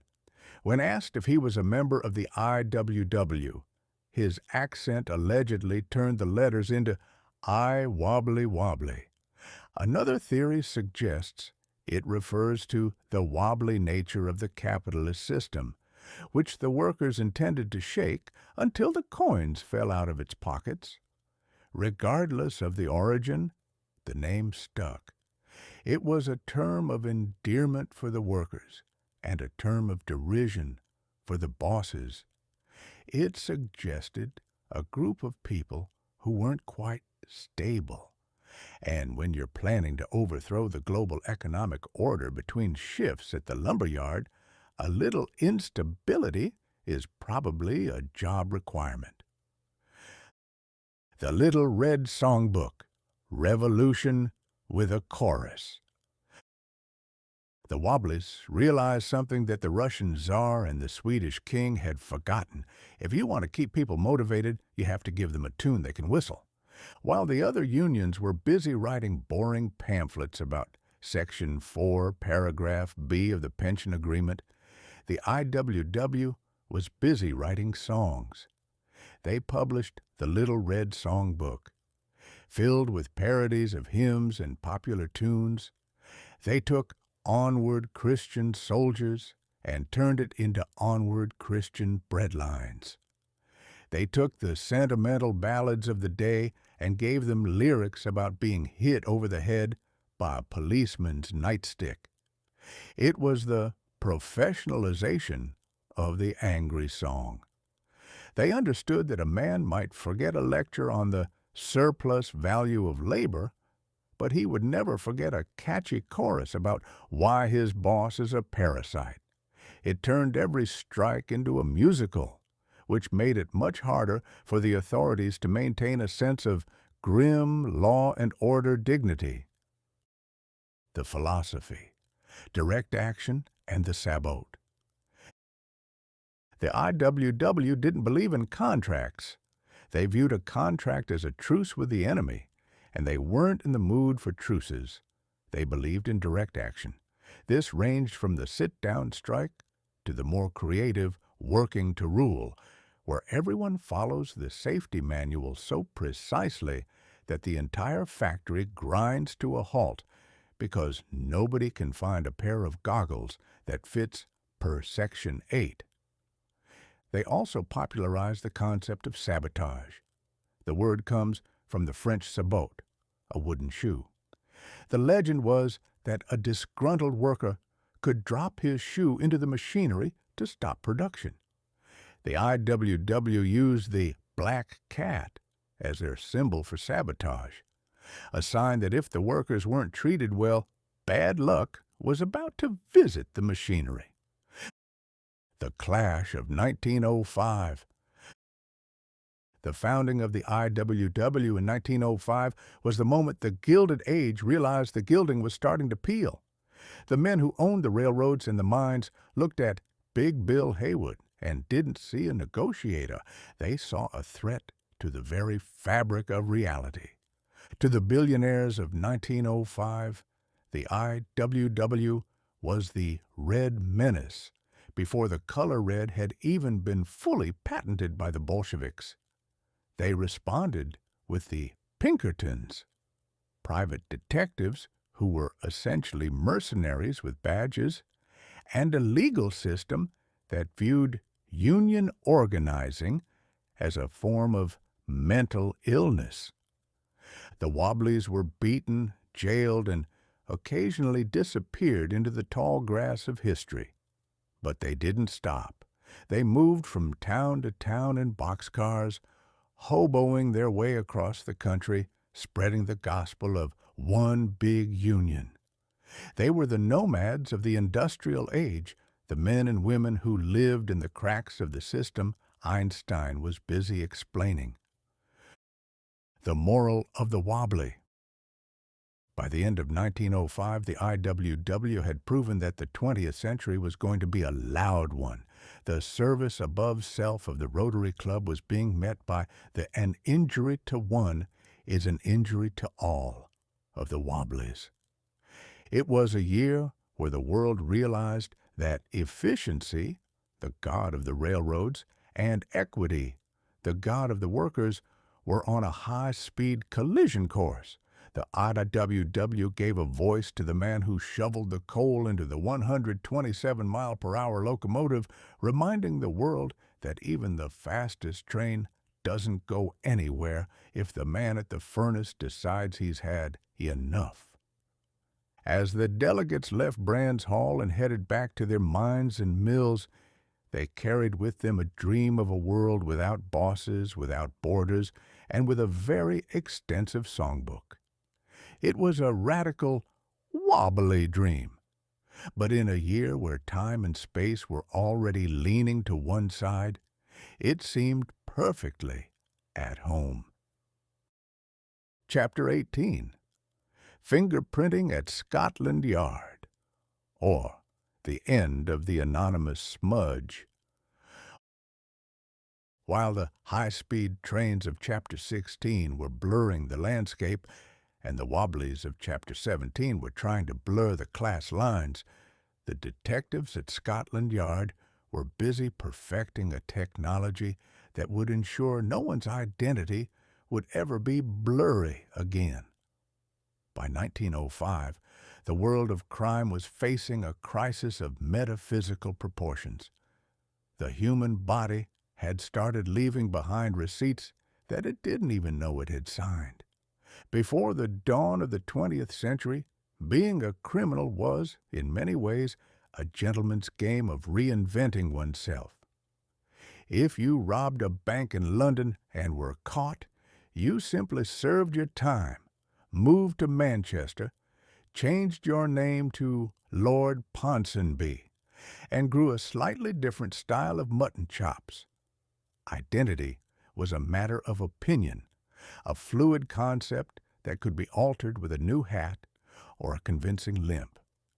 The police had no centralized way of knowing that the lord in front of them was actually the lefty from 3 years ago. The measuring of the ear, bertillonnage. To solve this, the French, always a people fond of meticulous bureaucracy, had invented bertillonnage. Developed by Alphonse Bertillon, this system involved taking 11 specific measurements of a person's body: the length of the head, the width of the head, the length of the left middle finger, and, most bizarrely, the length of the left ear. The theory was that no two people shared the exact same set of dimensions.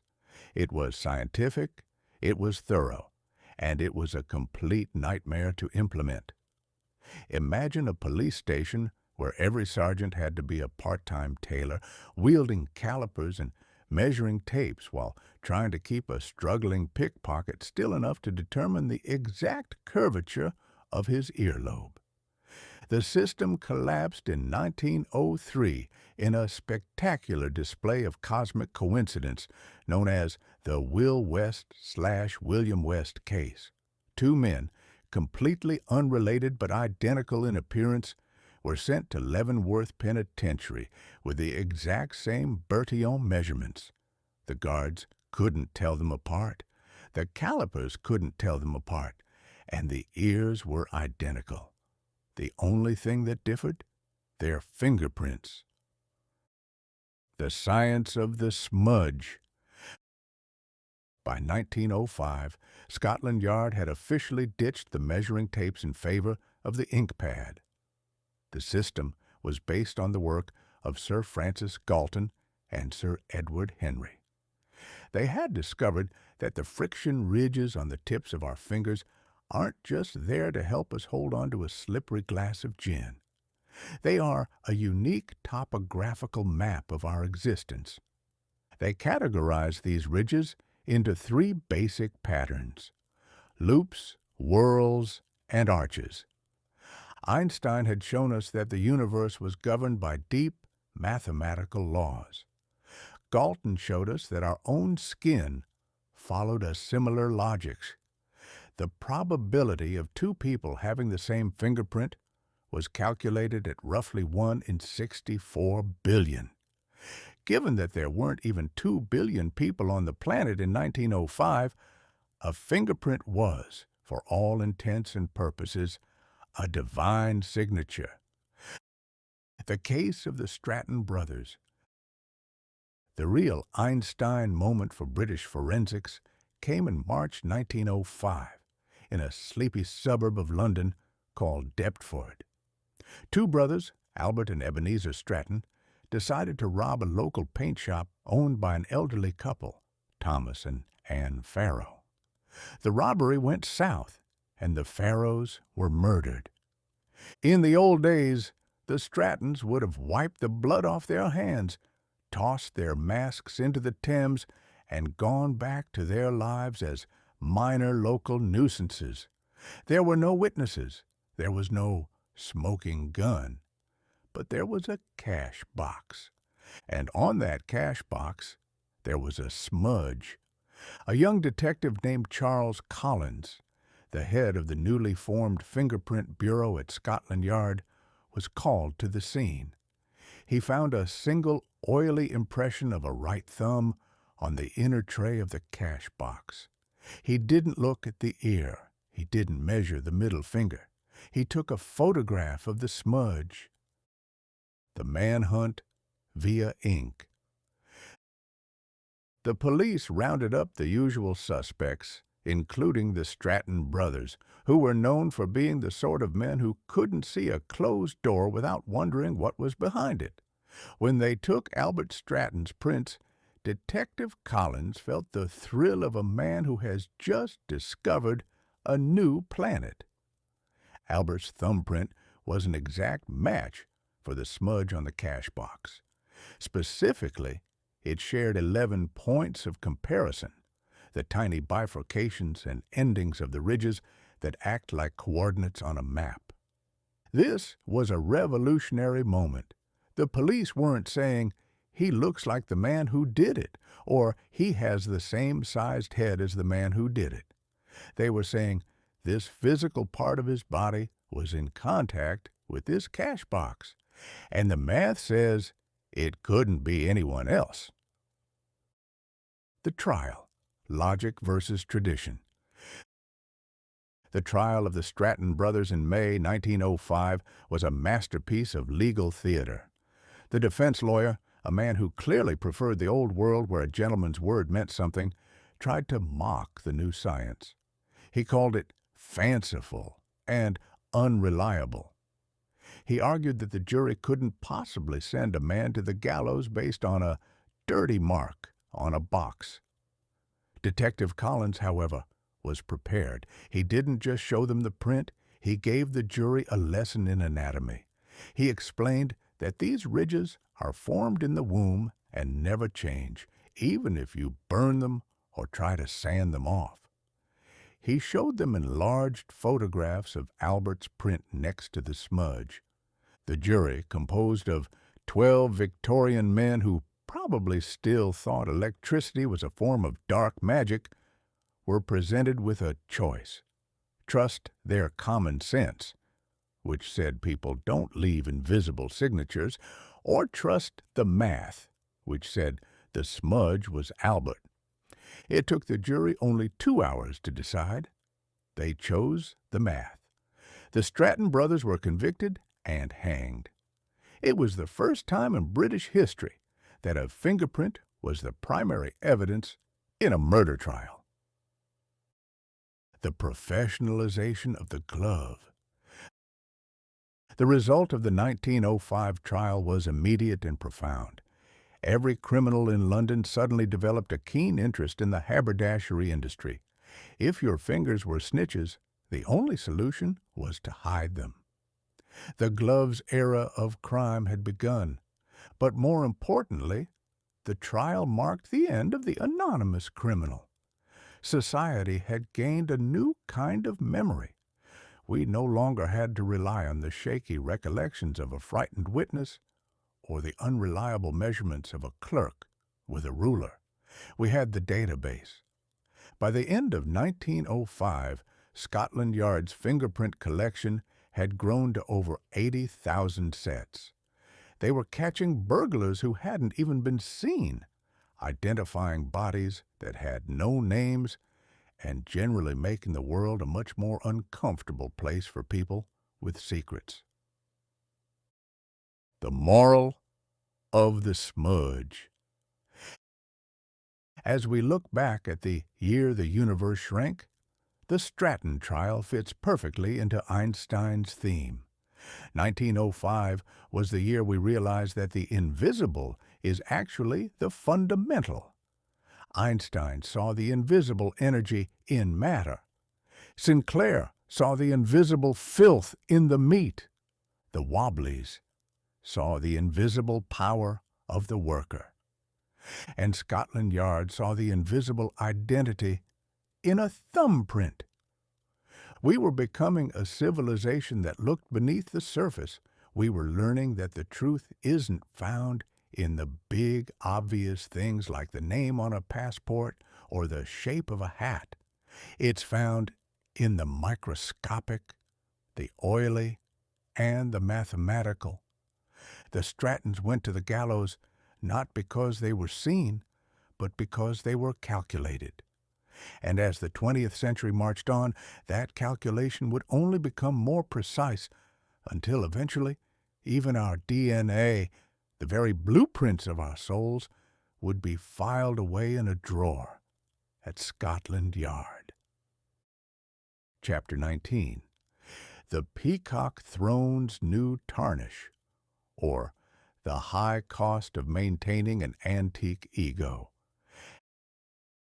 As 1905 began to pull its coat on and look for its car keys, the venerable institution of monarchy found itself in a position not unlike a man trying to maintain a dignity-heavy top hat in a Category 5 hurricane. For centuries, the Peacock Throne, that shimmering, metaphorical seat of absolute power, had rested on the assumption that if you wore a heavy enough piece of jewelry on your head and spoke in the royal we, the universe would naturally align its gears to your specific whims. But the universe of 1905 was no longer taking orders from men in ermine. Einstein had proven that everything was relative. The Japanese had proven that European fleets were flammable, and the common man was starting to suspect that divine right was just a very old, very expensive marketing slogan. This was the year the world's crown-wearers began to look less like the chosen of God and more like a collection of elderly relatives who had forgotten where they parked their empires. The Kaiser's dramatic entrance, the Tangier Crisis. If there was one man in 1905 who embodied the peacock and peacock throne, it was Kaiser Wilhelm II of Germany. Wilhelm was a man of immense ambition, a wardrobe consisting entirely of medals and a mustache so fiercely upturned it looked like it was trying to escape his face via his ears. He possessed a desperate need to be the bride at every wedding, the corpse at every funeral, and the admiral of every puddle.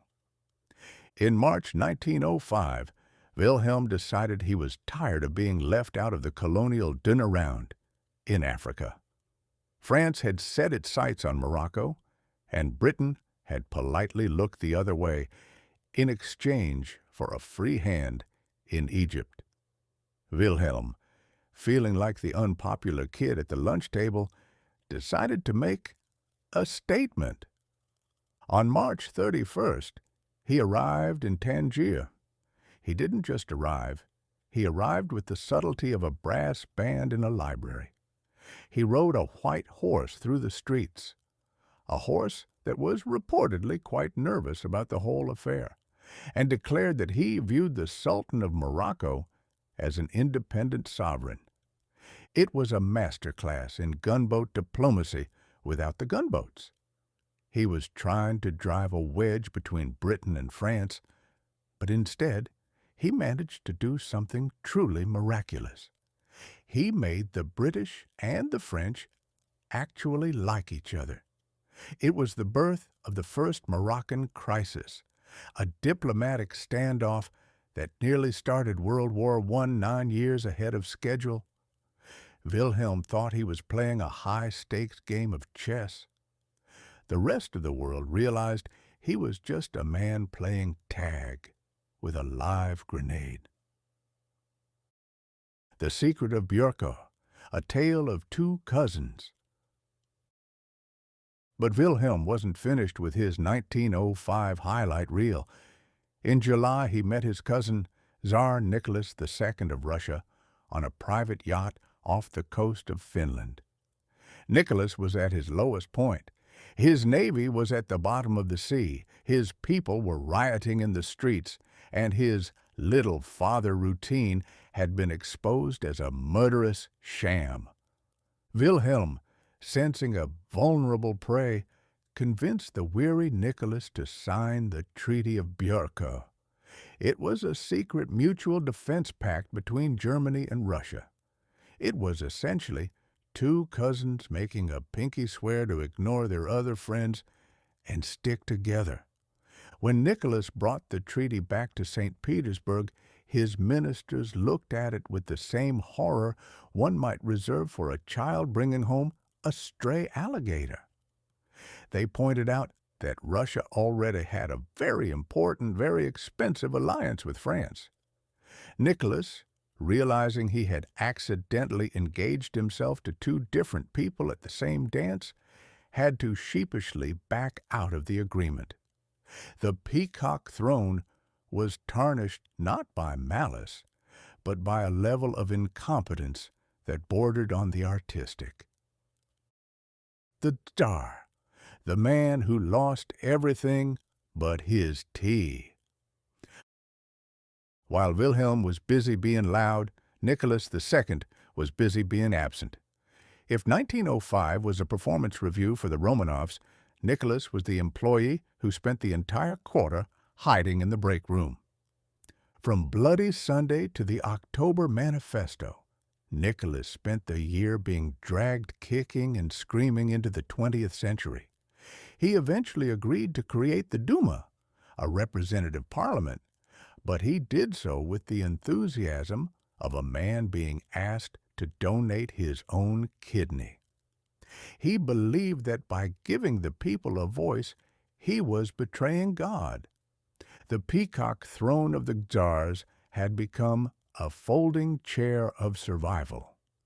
Nicholas was no longer the autocrat of all the Russias. He was a tenant in his own palace, living on a month-to-month lease granted by a population that was rapidly losing interest in his divine bloodline. The global royal inventory, a discount sale. It wasn't just Germany and Russia. Everywhere you looked in 1905, the crown was being traded for the Constitution. Persia. As we saw in Chapter 14, the Shah was being forced to admit that because I'm the Shah was no longer a valid response to an empty treasury. Norway. The people essentially fired a king, Oscar II, and hired a new one, Haakon VII, like they were interviewing for a middle management position. The Ottoman Empire, Sultan Abdul Hamid II, known as the Red Sultan for his penchant for authoritarianism and impressive beard, was watching his young Turk officers begin to whisper about science and progress, words that usually precede a sudden change in management. The verdict? The death of the antique. By the end of 1905, the world had learned a fundamental lesson about power. It is no longer enough to be important. You must be relevant. The peacock throne was a relic of the 19th century, a century of slow travel, limited communication, and the belief that the masses were a quiet background for the dramas of the elite. But 1905 had brought the Nickelodeon, the Wobblies, and E equals MC squared. It was a high-velocity, high-definition world, and the kings were still trying to play their roles in soft focus and slow motion. The tarnish on the throne wasn't just dust. It was the realization that the divine right of kings was being replaced by the social contract of the citizen. The universe hadn't just shrunk for the scientist, it had shrunk for the monarchs, too. There was nowhere left to hide from the light of the 20th century. As Wilhelm polished his medals and Nicholas checked the locks on the Winter Palace, the ground began to tremble one last time. 1905 was over, and the year of miracles was about to give way to a year that would prove that even the most solid-looking ground is subject to the laws of relativity. Chapter 20, 1906, is shaking its shoulders, or the hangover of progress. As the final grains of sand trickled through the hourglass of 1905, the human race stood on the doorstep of the new year, feeling remarkably like a man who has just finished a 12-course meal at a high-end restaurant, only to realize he's left his wallet in his other trousers. We were stuffed with progress, bloated with revelations, and dizzy from the sheer velocity of a year that had moved faster than a steam locomotive on a downward grade with a broken brake line.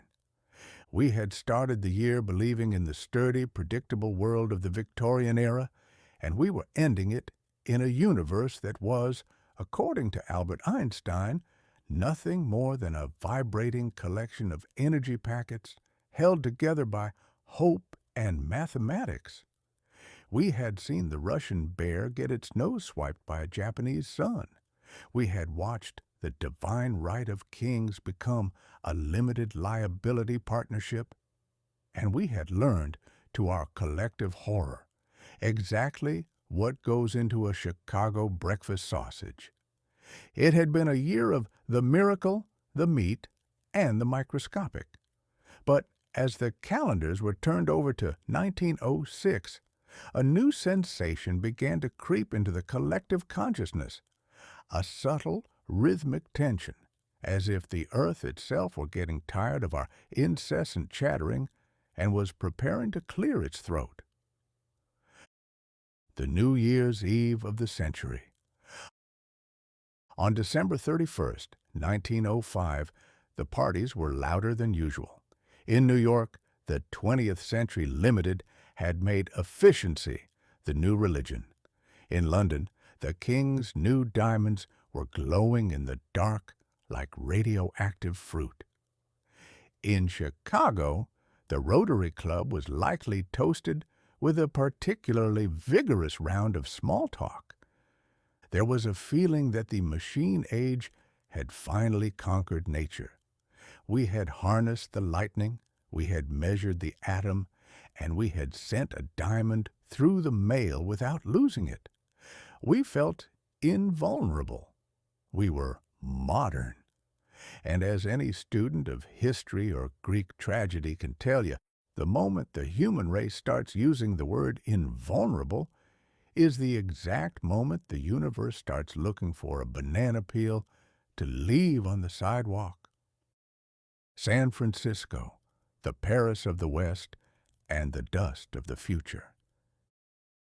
If you wanted to see the absolute pinnacle of 1905's optimism, you didn't look to the labs of Switzerland or the shipyards of Japan. You looked to San Francisco. In late 1905, San Francisco was the jewel of the Pacific, a city built on gold, greed, and a level of decadence that made ancient Rome look like a Sunday school picnic. It was the Paris of the West, a sprawling, hilly metropolis of wooden mansions, luxury hotels like the Palace, which boasted a courtyard where you could drive a four-horse carriage, and the Barbary Coast, a neighborhood where the Ten Commandments were considered suggestions, and the local constabulary was paid mostly in silence. The city was a monument to human will. We had built a skyscraper-studded haven on a series of steep hills, defying gravity and common sense in equal measure. The citizens were wealthy, the air was salty, and the future looked as bright as the California sun. But as the 1905 celebrations wound down, there was a tension in the air that wasn't just diplomatic. Beneath the streets of San Francisco, two massive tectonic plates, the Pacific and the North American, had been engaged in a slow-motion wrestling match for millions of years. They were stuck, their jagged edges locked together in a silent subterranean grudge match, and they were getting ready to shake their shoulders. The relativity of stability. Einstein had taught us that everything is relative to the observer. For the people of San Francisco in the winter of 1905, the ground was the ultimate constant. It was the absolute zero of their existence. You could trust the ground. You could build heavy brick buildings on it. You could run streetcar tracks across it. But Einstein's logic applied here too. Stability is only an illusion created by a lack of perspective. We think the ground is solid because we only live for 80 years. To the Earth, which has been around for 4 billion years, the ground is just a thin, brittle crust floating on a sea of fire. By the end of 1905, the pressure along the San Andreas Fault had reached a point that no treaty, no Nobel Peace Prize, and no amount of service above self could resolve. The 20th century had finished its first 5 years of intellectual and industrial explosions. Now, the planet was preparing an explosion of its own. What we left behind in 1905. As we look back one last time at our satirical inventory, we see a world that had successfully shrunk. Time had shrunk, thanks to 18-hour trains. Space had shrunk, thanks to relativity. Information had shrunk, thanks to the Nickelodeon. Anonymity had shrunk, thanks to fingerprinting. We had created a small world, an interconnected web of commerce, science, and scandal. We were no longer isolated villages. We were a global audience watching a high-stakes play. We were smarter than our ancestors, but we were also more fragile. We were more progressive, but we were also more dependent on the machines we had built. 1905 was the year we realized we could see the microscopic, but 1906 was going to be the year we realized we couldn't control the gargantuan. The final sign-off, Mark Twain's last word. So, here we are, at the end of our journey through the year the universe shrank. It's been a wild ride. We've seen Einstein fire God as the timekeeper, Sinclair turn the nation's stomach, and the Russian Navy perform a spectacular underwater vanishing act. We've learned that a diamond can be sent by post, a revolution can be started with a sugar cube, and a man named Ty Cobb can make a whole nation hate him while simultaneously asking for his autograph. As the sun sets on 1905, I'll leave you with this. The human race is a curious creature. We are capable of calculating the speed of light, yet we can't seem to figure out how to stop putting rats in our sausages.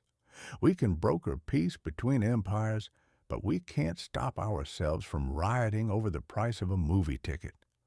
We are a mixture of the divine and the ridiculous, the mathematical and the messy. 1905 was the year we finally got a good look at the machinery of the universe. It was beautiful, it was terrifying, and it was significantly more complicated than we had imagined. But as we move into 1906, remember, no matter how fast the train is moving or how many quanta are in your light beam. The most important thing is still to keep your feet on the ground. Unless, of course, the ground starts moving, in which case I suggest you find a very sturdy mesquite tree and hold on tight. The 20th century is just getting started, my friends. The first 5 years were just the miracle. The next 95? Well, those are going to be a lot more shaky. Good night. Sleep well, and if you dream of sausages, remember to read the label. The inventory is closed. Mark Twain, The Year the Universe Shrank. Total atoms discovered, all of them. They were just hiding. Total empires. Toppled one, but the rest are looking nervous. Total rats processed. We've agreed not to talk about it for legal reasons. Total miracles. One big one in a Swiss patent office. Thank you for listening. The 20th century will return after this brief geological adjustment. The end. This has been Mark Twain.